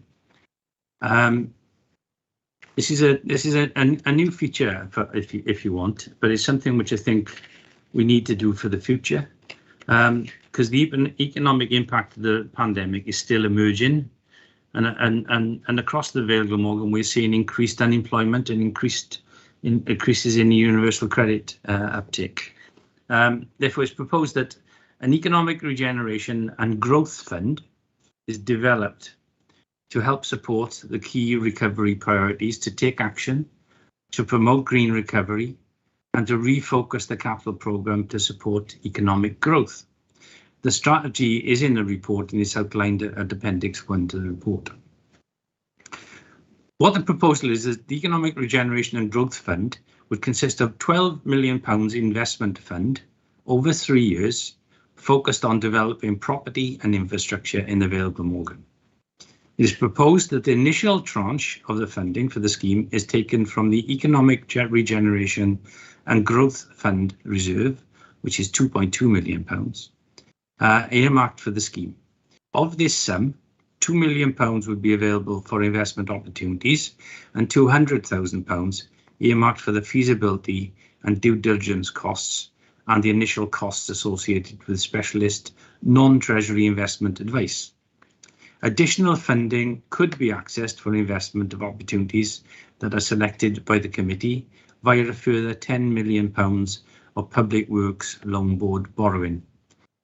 So the key principles of the investment fund are to deliver economic growth, tackle inequality, improve our environment, and create change in the area to benefit all residents, businesses, and visitors. Examples of the type of activities that could be included in the investment opportunities as part of the fund are shown in the report. So the council is proposing that a strategic project board is established, which is similar to the ones we have set up for other issues, to identify and initially assess opportunities, and that a two-stage approach is adopted to progress investment proposals, and the details of this approach again are set out in the strategy in Appendix 1.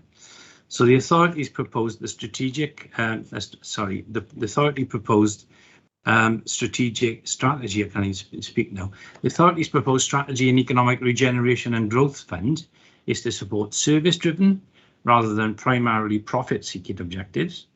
It's, however, important that the authority considers adopting suitable measures to assess the financial performance of these investments and to confirm that the service delivery objectives are complied with and that these indicators are regularly reported to the senior leadership team and members. So the recommendations of the report are: 1, the contents of the report and non-treasury service investment strategy at Appendix A be noted and approved. 2, that the non-treasury service investment strategy be referred to the Governance and Audit Committee for consideration. 3, that the Cabinet recommend to Council that the proposed 22-23 and 24-25 non-treasury service investment strategy be approved. 4, that the Strategic Investment and Growth Project Board is established to support the implementation of the operation of the Economic Regeneration and Growth Fund, and that the urgency provisions procedures set out in 1414 of the Council's Constitution be used in order for the non-treasury service investment strategy to be referred to the Governance and Audit Committee on the 1st of March and to full Council on the 7th of March, with any comments from the Governance and Audit Committee referred directly to Council on the 7th of March for consideration. So in other words, we want to get this up and running as soon as possible. We will use the urgency procedure to take it to the Governance and Audit Committee. If they have any comments, then that can be reported directly, instead of coming back to us, directly to Council on the 7th of March, where we can consider it all together. So that's the recommendations within the report. I don't know if anybody's got any comments in relation to that. Liz. Thank you, Leader. Yes, I mean this might seem a small in size report, but it is, for me, so important in terms of the future going forward for the Vale of Glamorgan, that, you know, in the capital strategy report it talked about we're actually starting to think, it was 4 years up to sort of 10 years, what types of things that we need to be doing. We have done a lot of thinking in terms of COVID recovery, where would we want to be? But we all know that historically you might have this jigsaw of things that you want to create, but actually you can only get grant funding for bits of it. And you know, you might know the things that are going to make a big difference and you just can't find the budget.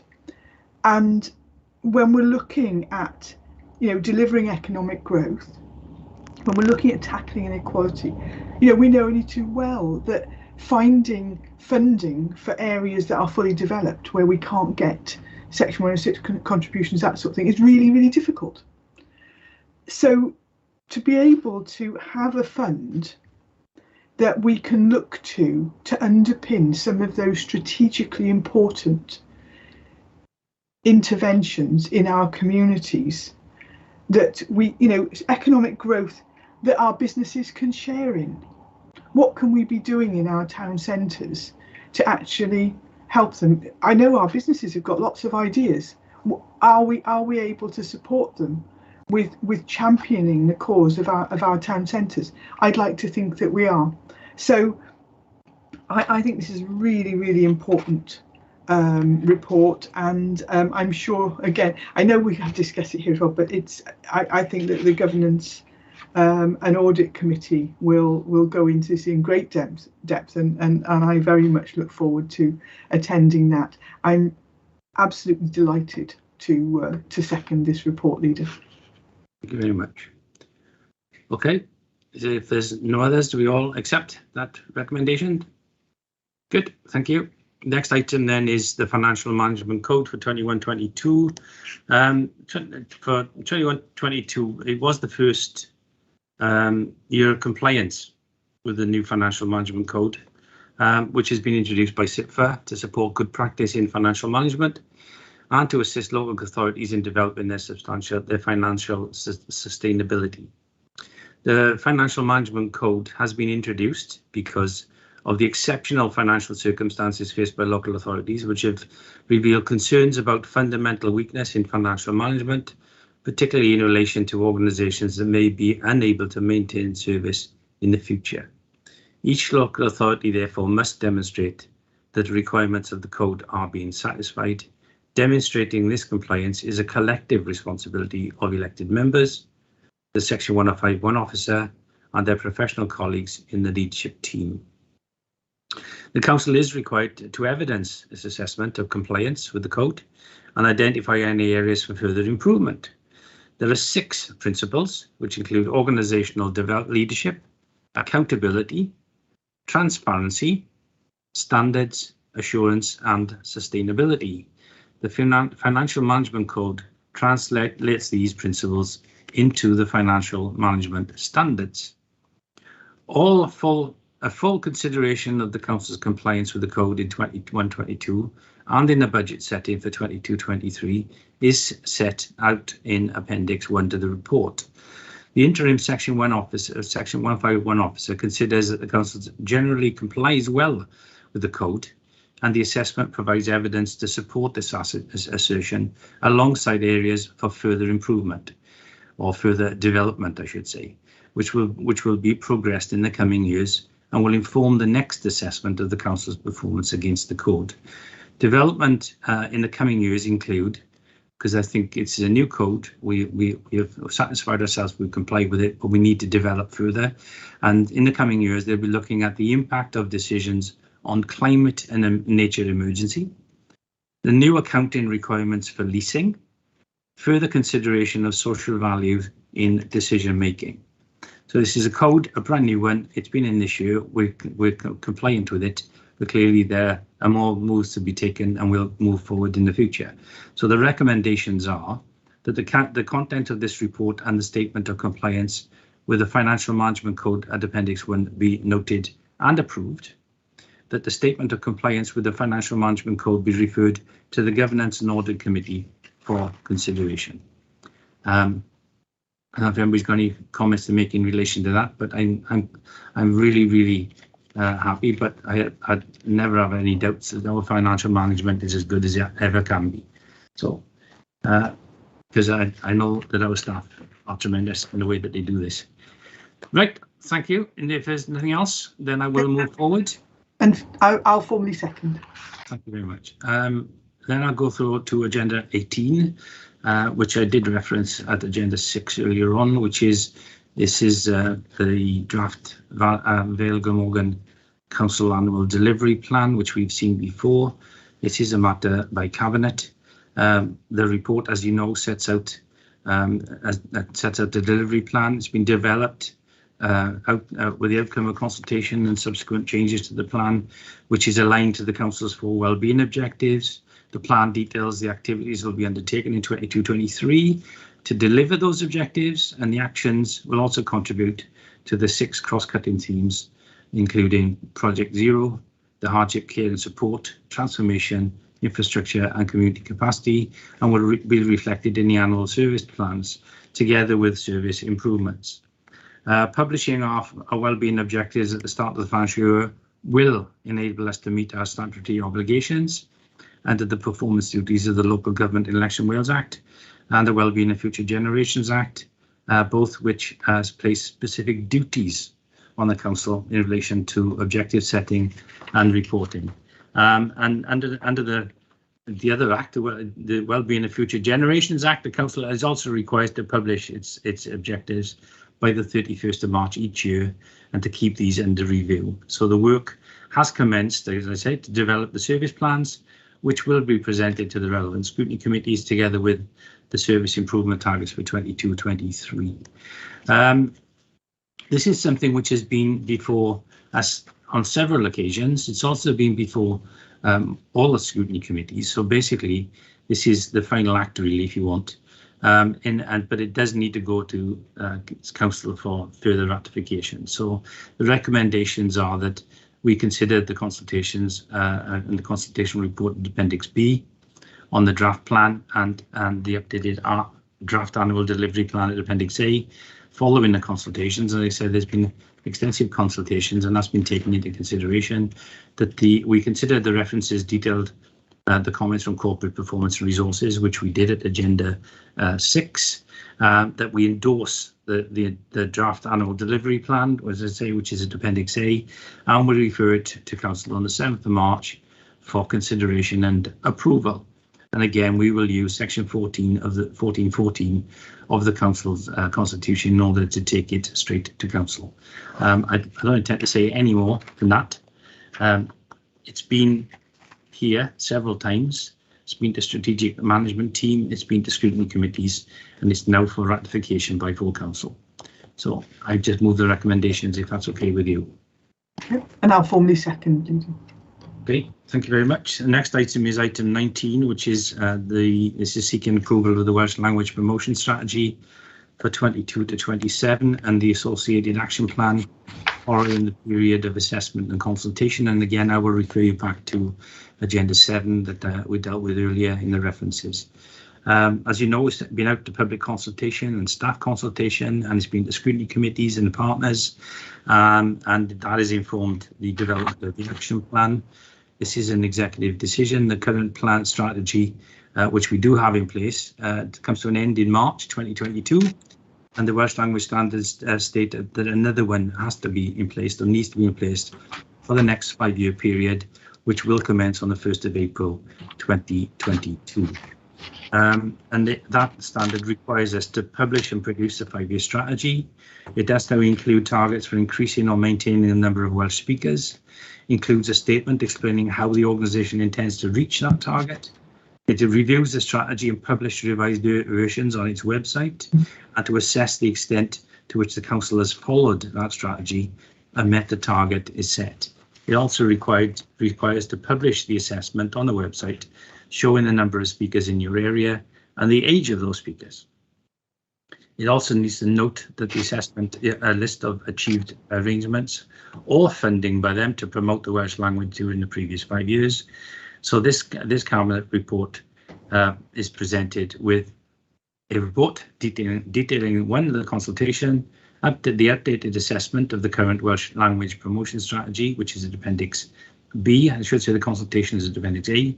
The updated 5-year strategy at Appendix C, an accompanying action plan at Appendix D, and an equality impact at Appendix E. And as I said, these have been to learning and culture and the corporate performance, and we dealt with that at agenda item 7. This again is an important document, but it has again been to us on several occasions and been to all the scrutiny committees, and I read out at agenda 7 some of the comments that were made at that time. So I'm simply going to move the recommendations that the Cabinet note the contents of the report and appendices, that the Cabinet consider the views of the scrutiny committee as we did alongside this report at agenda item 7, and that as a result the Cabinet approve the Council's 5-year Welsh language promotion strategy 22-27 and the accompanying action plan.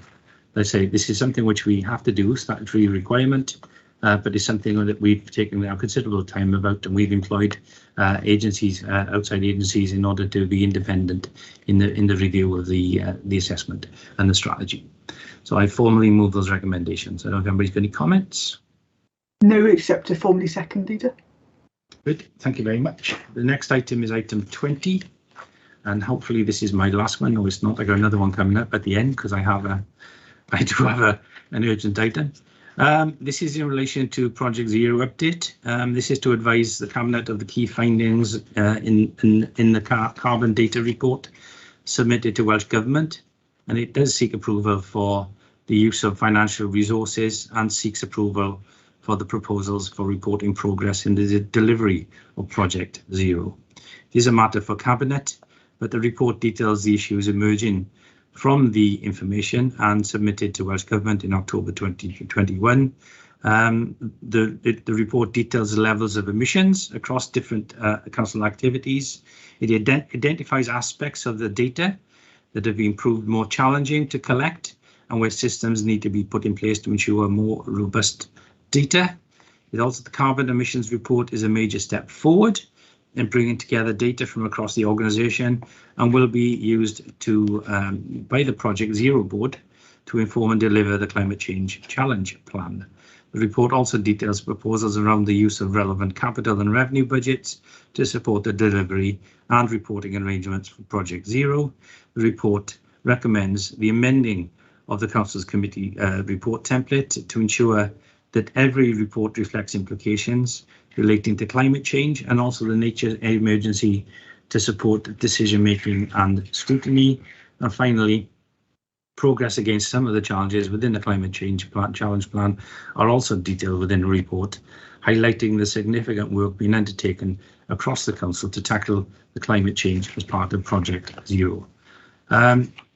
Again, this is something which it came to us originally in July 2019 when we set out a climate emergency. Again, we later then declared a nature emergency.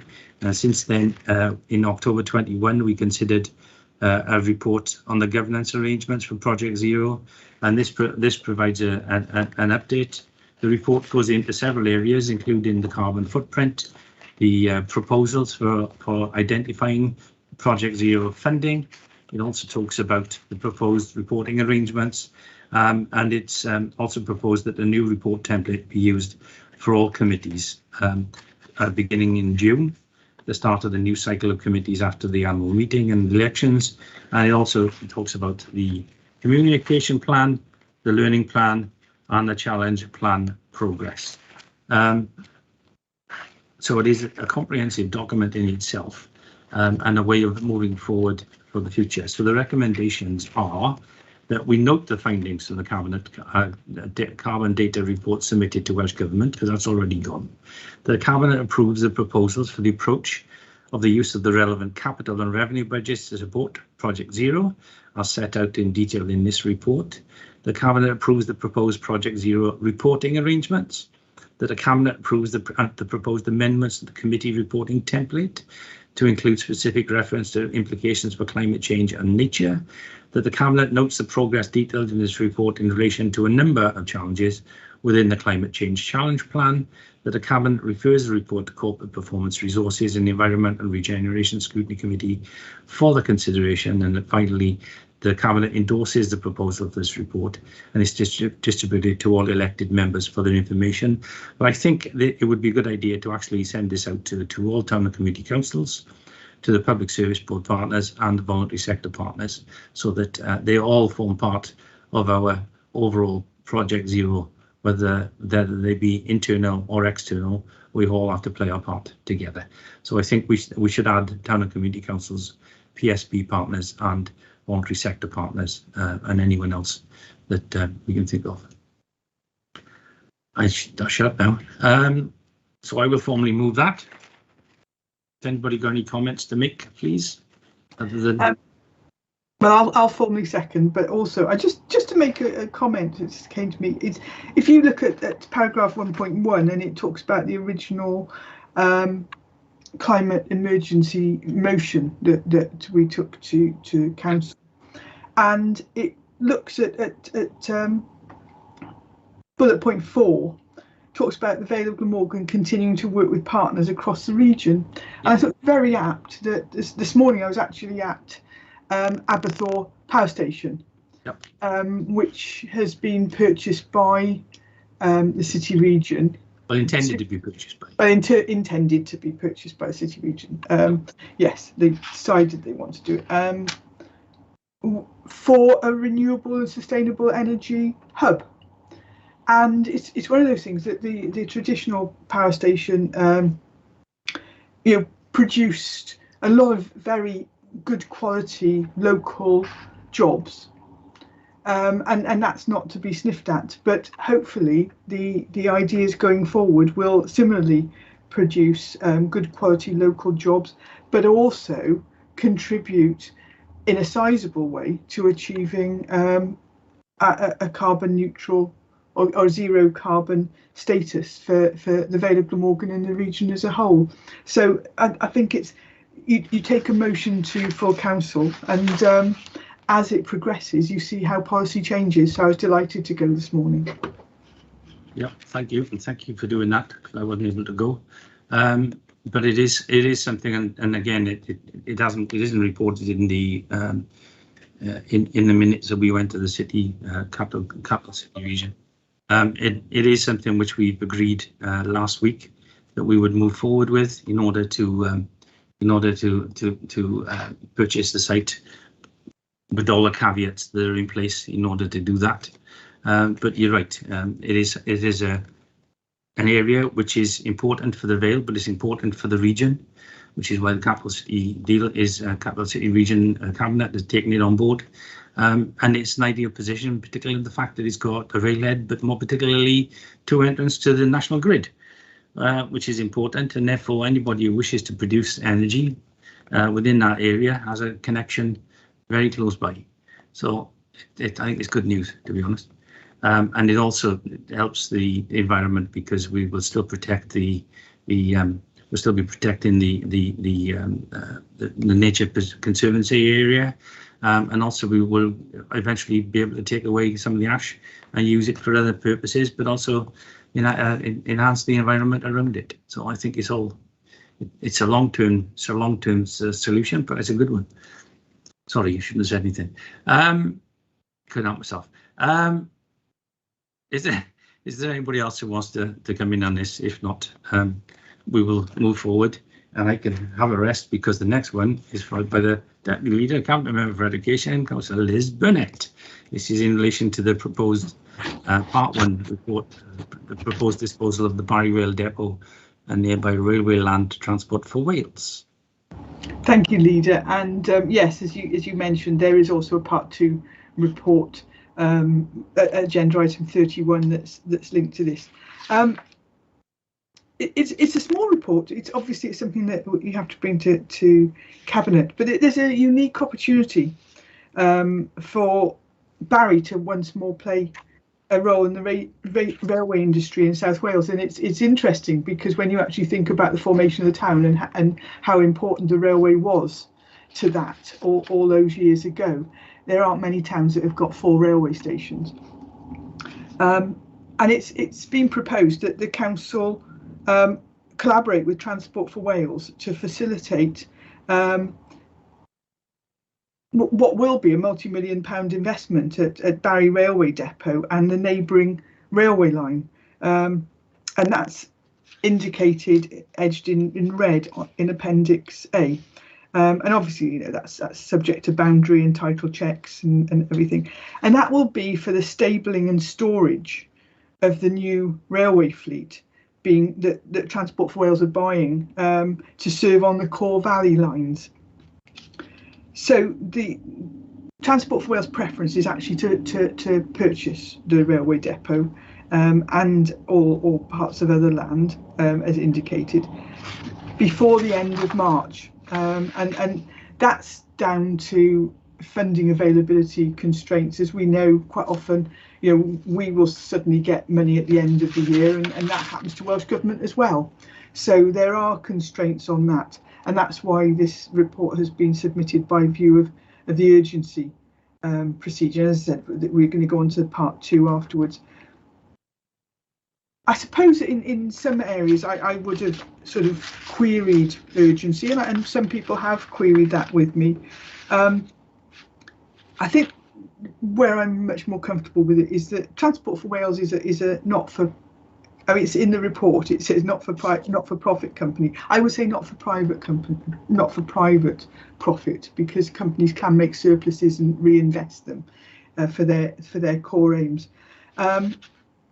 They are an organisation that's committed to local consultation, to working with stakeholders, and has strong governance procedures in it as a not-for-profit organisation.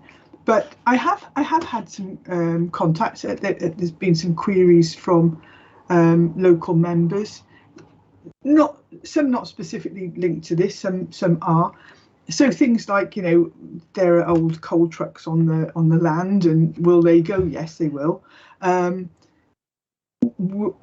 Would we press for the continuation of the rail spur over to Barry Island to be part of sort of timetable services? Well, in some ways, this is what I'm really happy about with this proposal, is that if you've got these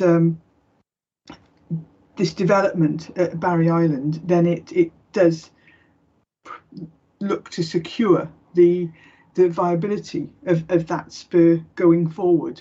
So I would be very happy. There's been a lot of discussion in the past about, you know, how is the sort of structure of the bridge and all that sort of thing. And so I think that this is a major move forward for that.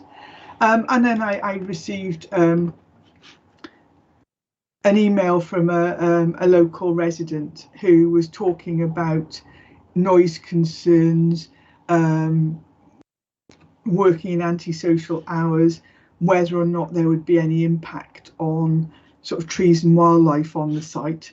And unfortunately, we've had a response from Transport for Wales, who is basically saying it would be for limited activity connected with stabling of trains when not used for timetabled services, so potentially cleaning and that sort of thing.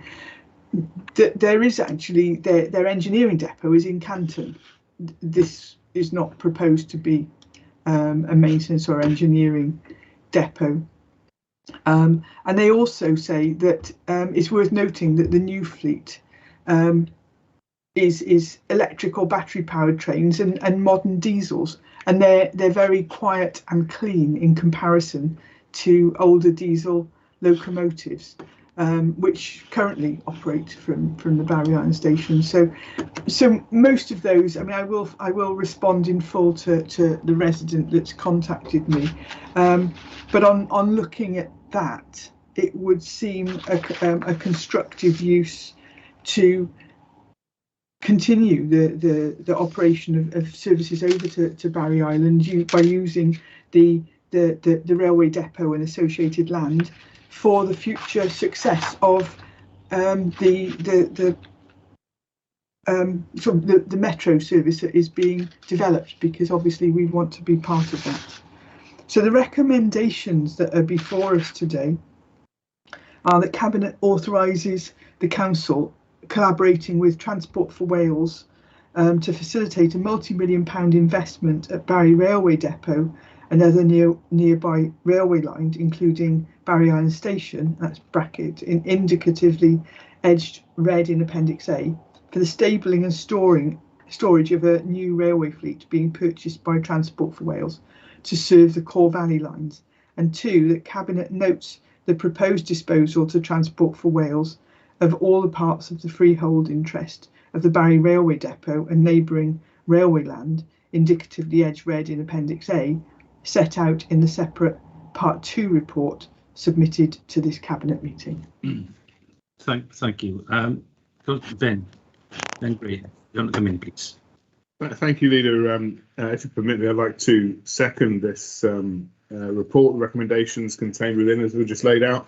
I think this is a really positive use of land, and I think that at different stages in development there may be fears about land being used for housing or inappropriate industry and other things in such a close proximity to the Barry, and particularly at points to the centre of Barry. I think it's really positive that there is the potential there for the focus of the new fleet to be stabled at the terminus in Barry, or at least part of the services are terminating there. And whilst no engineering work will be going on, clearly as the fleet moves forwards, there may well be employees who are seeking to live within close proximity of that starting point, which is a benefit to the local area, as well as, of course, the a surety that the services will continue to operate out of there. I note from the Part 1 report and the 2.3 there's an intention to continue having the tourist railway operating as a resource, and I know that's something that the public enjoy using, and the run across to what is now the Goodshed developments is a useful service that is being developed by those that operate there. I think that's positive as well. And I was surprised by the sheer amount of space edged red on the plan that was within the council's ownership. So really happy to second it. I think it's a really positive development, and for all the reasons stated before and more, I think that there is a potential that this could be a really good development for the Vale as a whole, and of course for Barry. So thank you. Happy to support. Okay. I concur with all the comments made. I think it's a good move, particularly as it may help us get the rolling stock year quicker. So let's hope that's part of it too. Okay, is everybody happy with that? Good. In that case, we'll go over to agenda item 22, which is I'll take. Sorry, but I'll be doing it. Is a report from the Cabinet Member for Housing and Building Services, Margaret Wilkinson, who currently isn't able to be with us today. So she's got a couple of reports, and I'll take them and try to go through them as quickly and as efficiently as I can. The first one is in relation to the Housing Revenue Account Business Plan.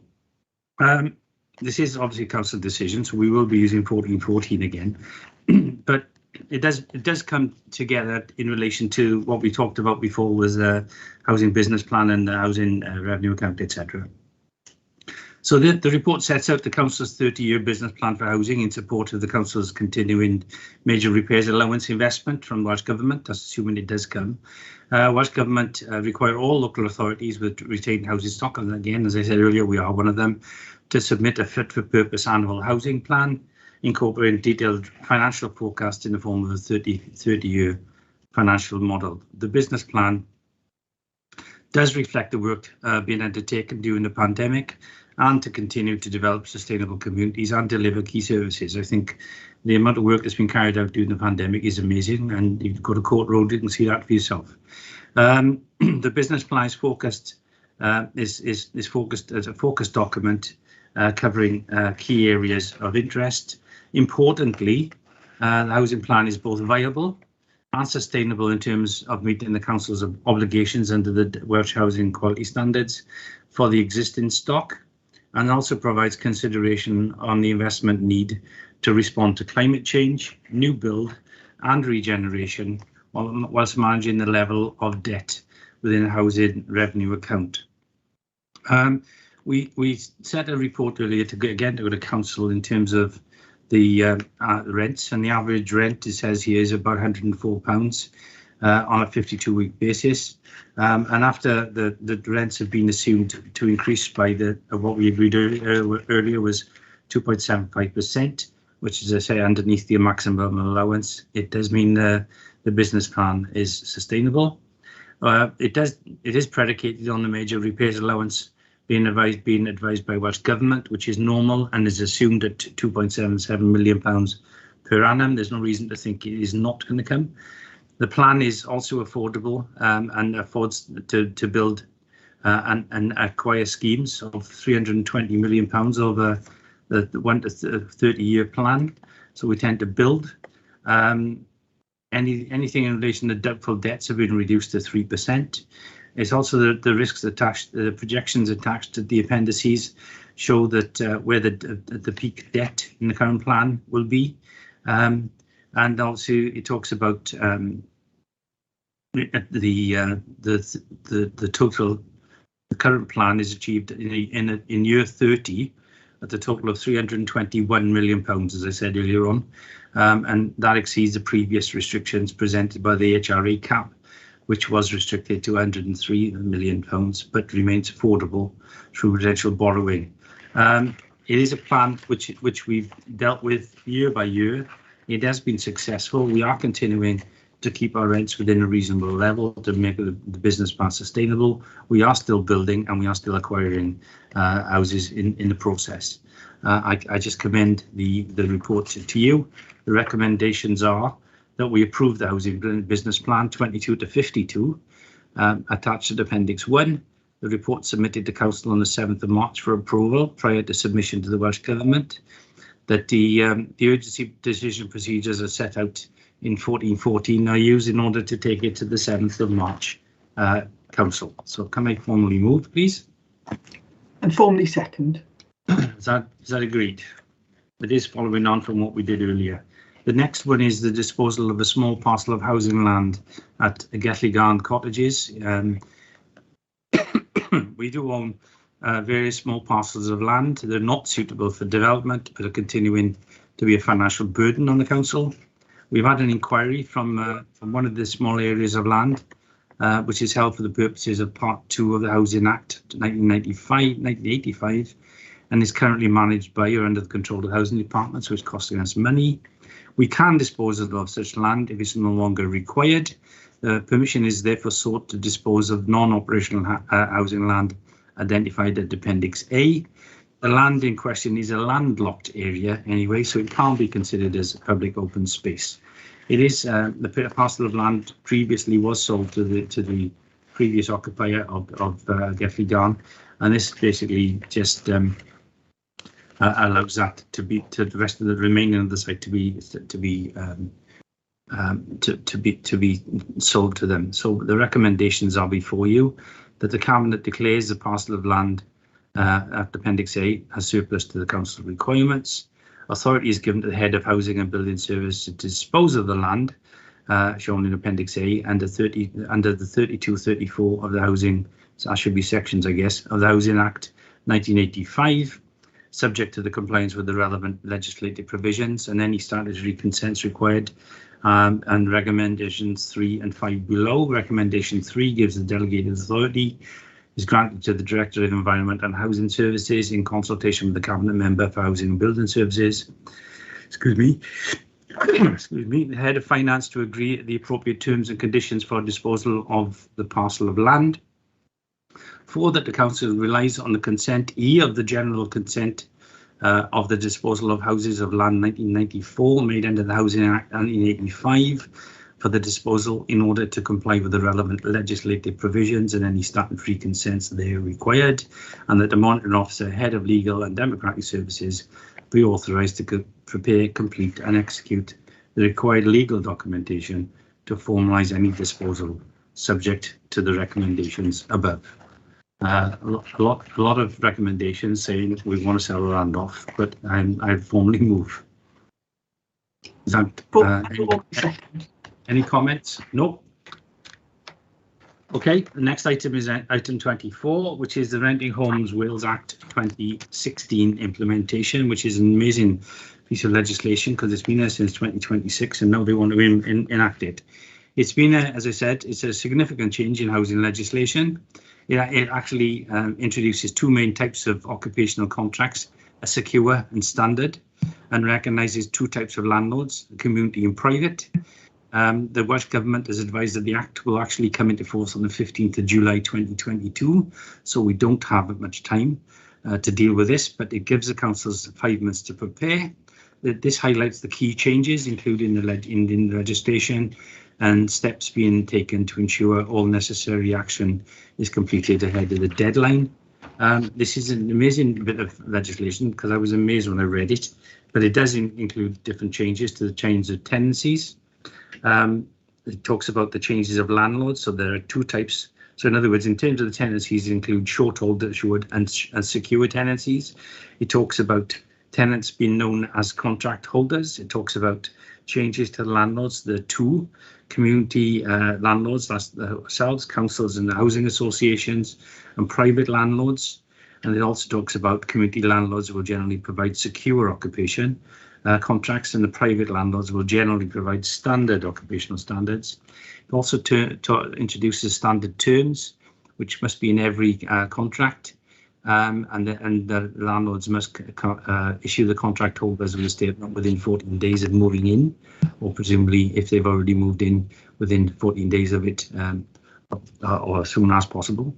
Changes to the way the occupation contract ends. So in other words, it does give some more security. Talks about changes to no fault period and no fault, and the Section 21 notice will now go away, or will be called the no fault grounds, and that'll be that nobody can check anybody out for 6 months. You have to give somebody notice. If the landlord will not be able to give notice 6 months until after the contract starts. They won't be able to give notices unless they've complied with all the obligations. There will be break clauses, but in terms of fixed term contracts, that can't be, you can't be doing anything within 18 months. It also introduces, which I think is a good one, is a new fitness standard. So they must be fit for human habitation. Landlords got to keep the structure up to date, and it talks about that in 1.2.13. And then it talks about, in the considerations, the wording of the council's new occupational contract in paragraphs 2.1 talks about consulting and publicising the changes being made, so we need to do that. It talks about issuing the new contracts to all existing tenants.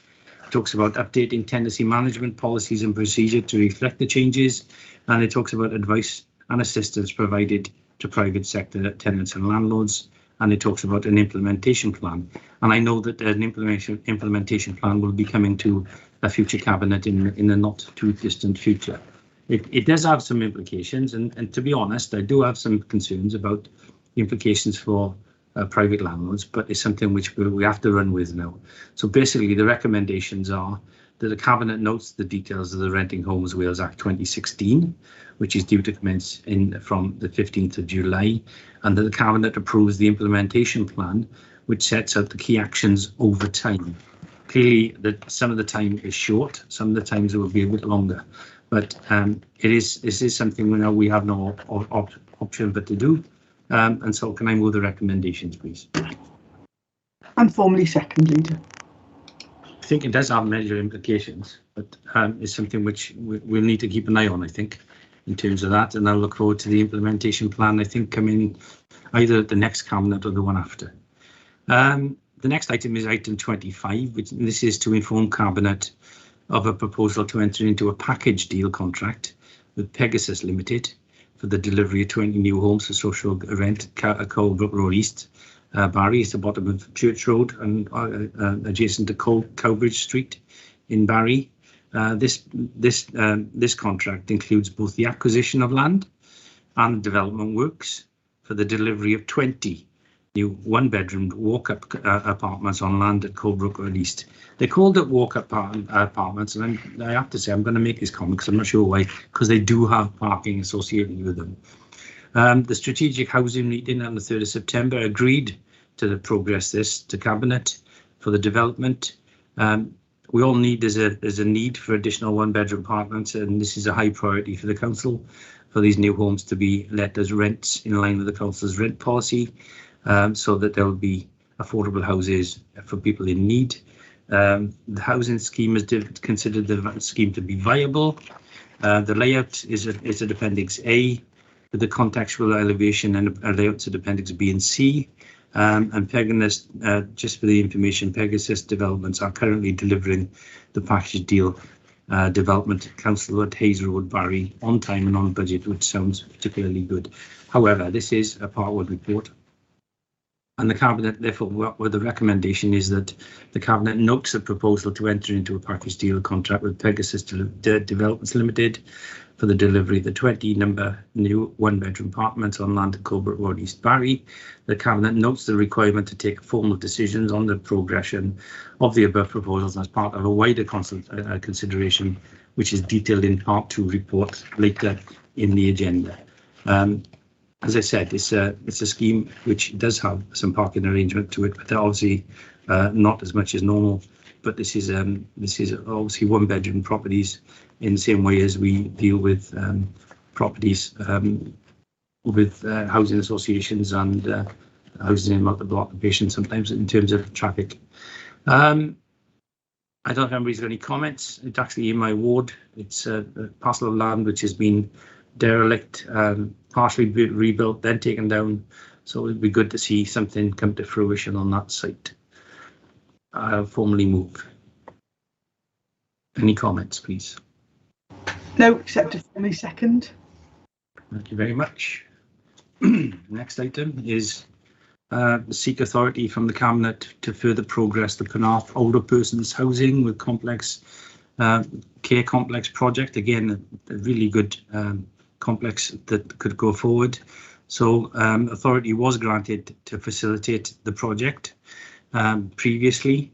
It aims to deliver the proposed extra care scheme and the new development for older persons independent living accommodation alongside Oak Court, which is currently operated by Wales and the West Housing Association on land leased from the council, and T Dewi Sant, which is operated by the Vale Council itself.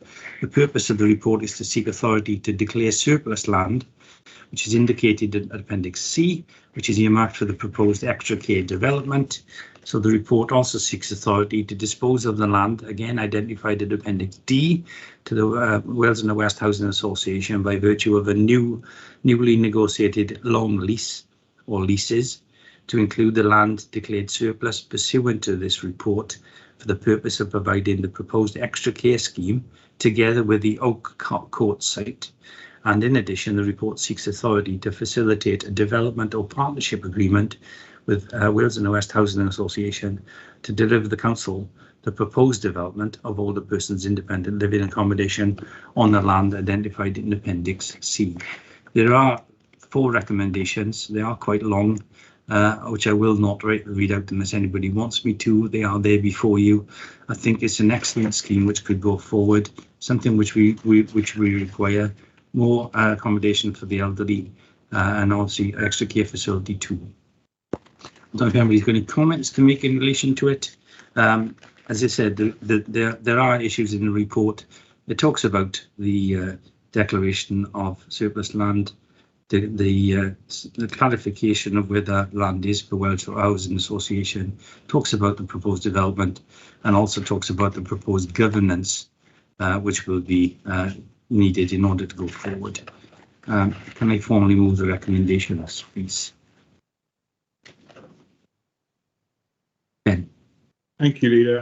I'd like to second this report, and I think that as a scheme and what it's trying to do, it sort of goes to the heart of some of the efforts being put forward regionally as part of the Regional Partnership Board, which I chair, and some of the capital programmes that are being envisaged to support making sure people can live in the communities beyond what maybe in the past they'd have had to go into a more formalised care setting or maybe had to leave the area. I think it's really important that we have this provision within Penarth, within the region, and I know this is bringing together colleagues from across different parts of the council in order to achieve the aims here. And really, if we're to properly support people, we need to break down any silos that may exist, even if they're not physical silos in terms of people's minds, so that people can work together to achieve these policy goals. So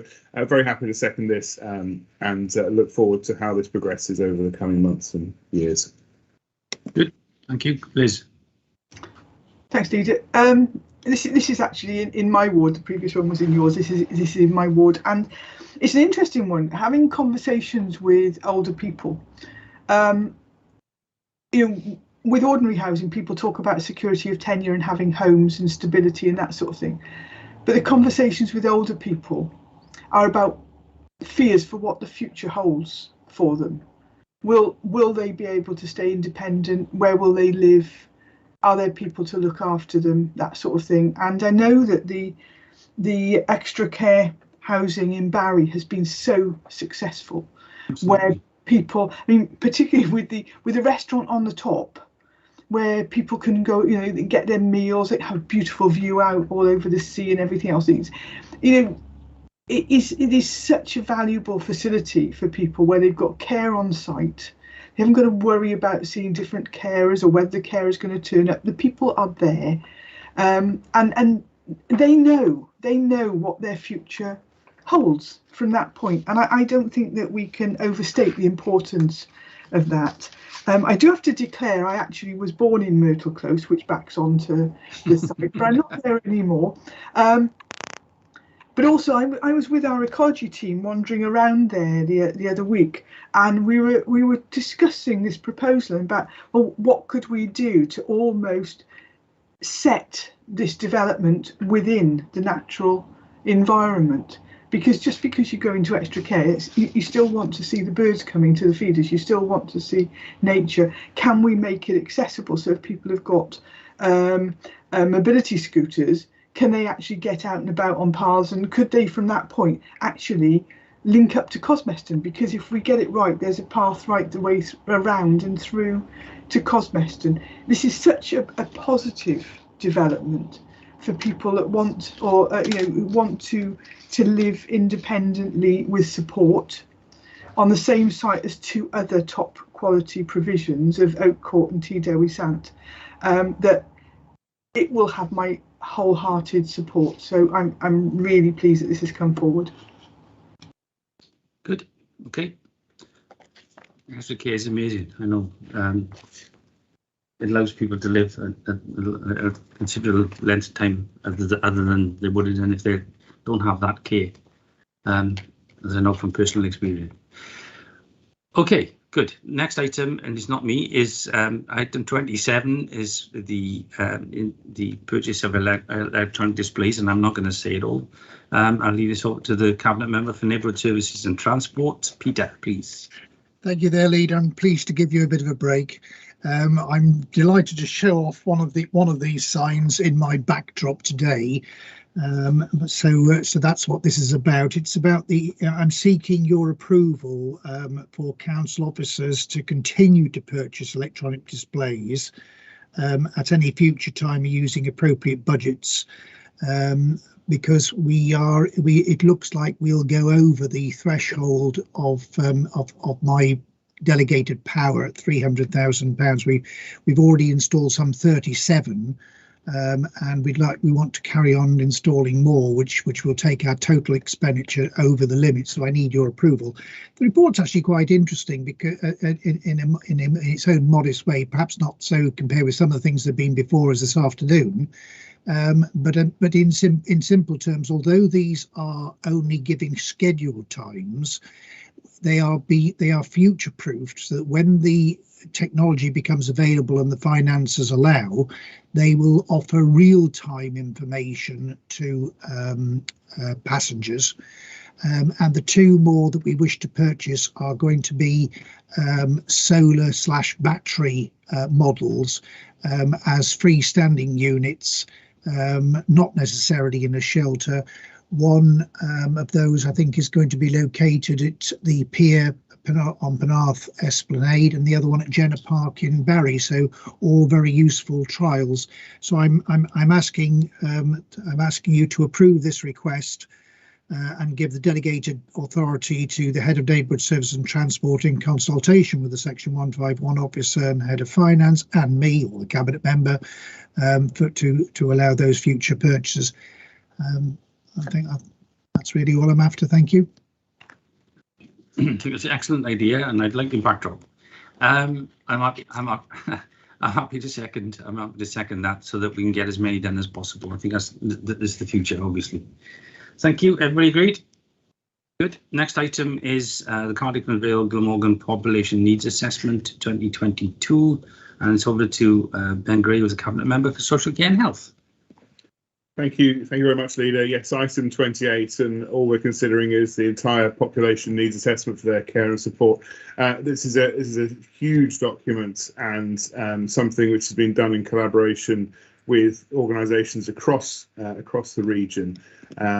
This is actually the final report for the second population needs assessment, referred to in the document as P&A, which, if you forgive me, I will do now, for Cardiff and Vale Glamorgan. Following the first published in 2017, the P&A should be read alongside the complementary wellbeing assessments for Cardiff and Vale Glamorgan to gain a comprehensive understanding of the region. The P&A was undertaken between May 2021 and March 2022 and provides an update on the 2017 report.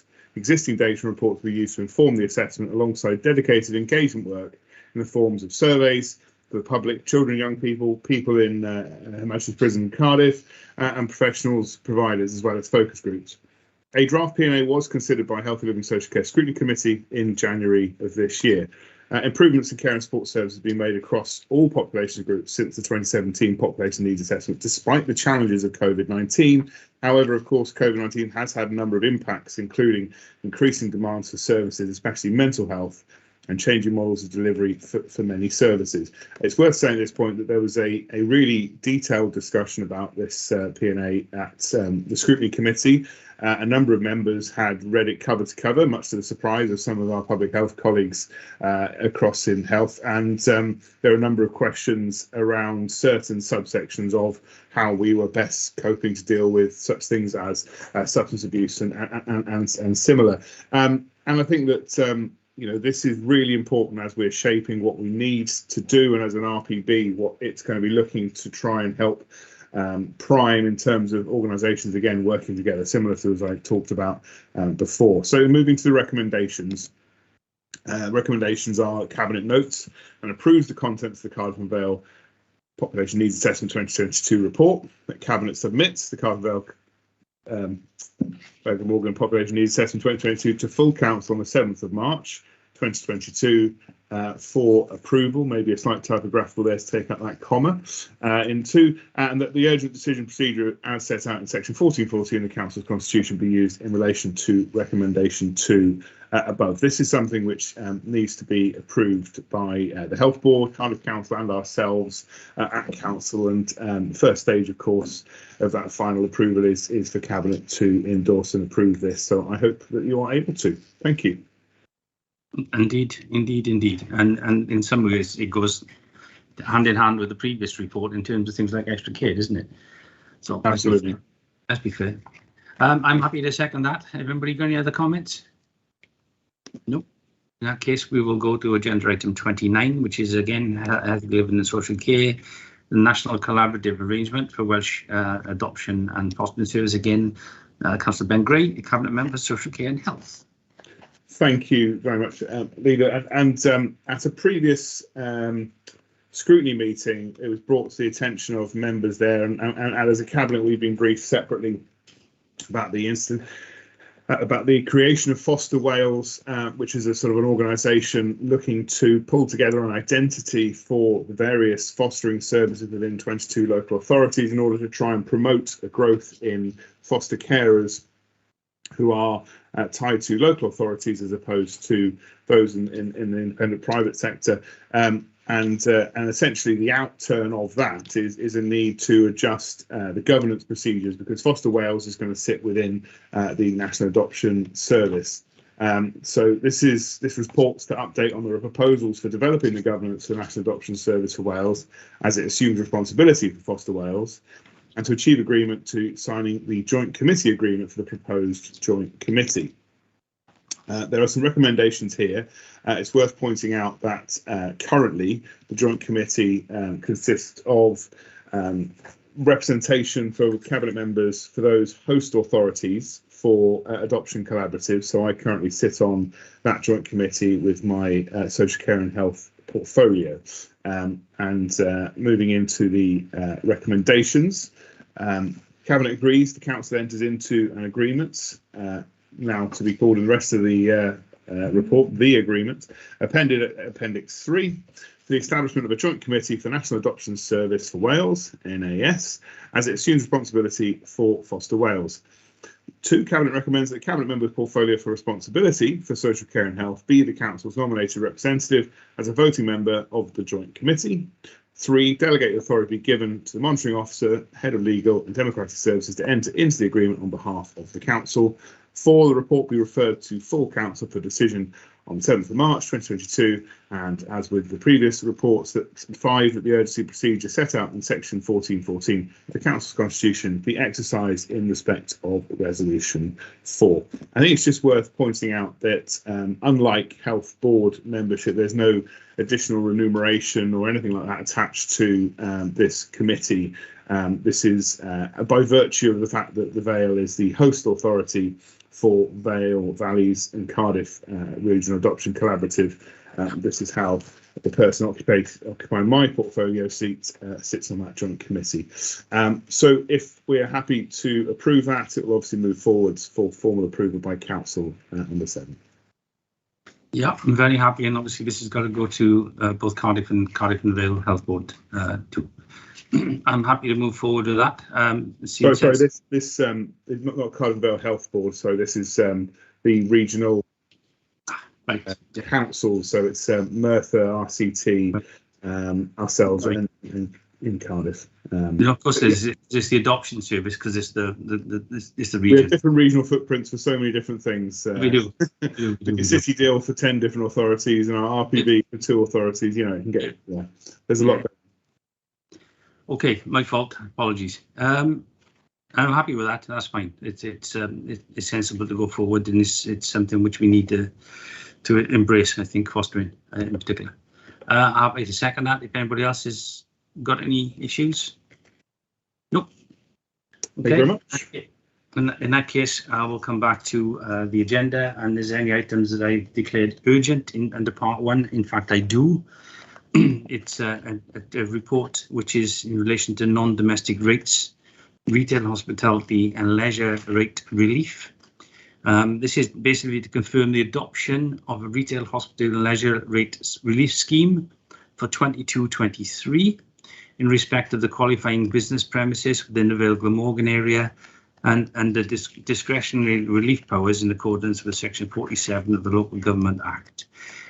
This is a Cabinet report and a Cabinet decision. The report brings to attention the Council's discretionary powers to award non-domestic relief to businesses within the Council area. It also draws Cabinet's attention to the proposed funding will be provided by Welsh Government in order to support the businesses in retail, hospitality and leisure sports throughout the Council's area.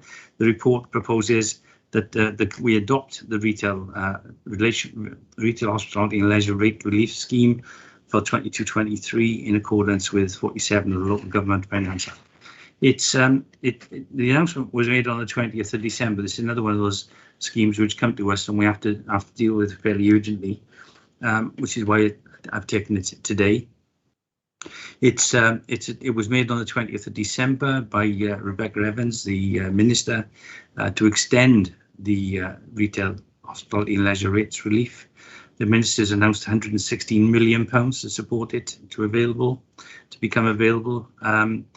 It's estimated the grant for the Vale Glamorgan funding will during 22-23 will be about £3.75 million. In order to allocate this funding, the Council must adopt this scheme by the 31st of March, hence it's here today, and allows us to get on with it. Provides the Welsh Government with the revised eligibility criteria and calculations based on the number of regiments. The administrative grants is there to assist the implementation of the scheme, and it will amount to some 12,079 properties. Its scheme provides support of up to 50% of the non-domestic rates, but will be capped at £110,000 per business across Wales. An exercise has been carried out to find how many we'd have to estimate the number of businesses who could potentially apply, which is about 940 premises, which resulted in calculations of £3.734 million, which is covered by the grant. In the report, it's got appendices. The relief scheme, it does talk about which properties can benefit from the relief, but it does mean that people have to apply for it. So the recommendations are to full council. Again, it has to go to full council. So we're using 1414 of the council's constitution, and it recommends to council that the council adopts the retail, hospitality and leisure rates relief scheme for 2022-23 in accordance with the provisions of Section 47 of the Finance Act 1988. Council resolves to award relief to all qualifying businesses as in accordance with the non-domestic rates, retail, hospitality and leisure rates relief guidance, which is Appendix 1, as I said, Appendix A, which has been issued by Welsh Government, and the Council resolves to award entitlement to eligible businesses following receipt of a valid application form. So as I say, people do have to apply for this, and apologies for my telephone ringing. So can I move the recommendations and that we use the urgency procedure, but also take into council for ratification, please. And formally second, Leader. Thank you very much. The next item is whether we go into part 2 or not, and we do have some part 2 reports. I normally have a screen in front of me, and I don't have, but basically we will be ceasing the transmission of this cabinet meeting on the basis that there are items which are basically private or confidential in nature, which has to be dealt with in camera. They will therefore be taken by those people who are eligible to stay. We will be turning off the recording, but obviously, as always, any decisions made in relation to part 2 agenda will be recorded within the minutes. So I'm going to formally move part 2. Could I have a seconder, please? Formally second. Thank you very much. In that case, I will ask the Democratic Service Officer to stop the recording and tell us when the live streaming is also stopped, please, and then we will deal with the items under part 2.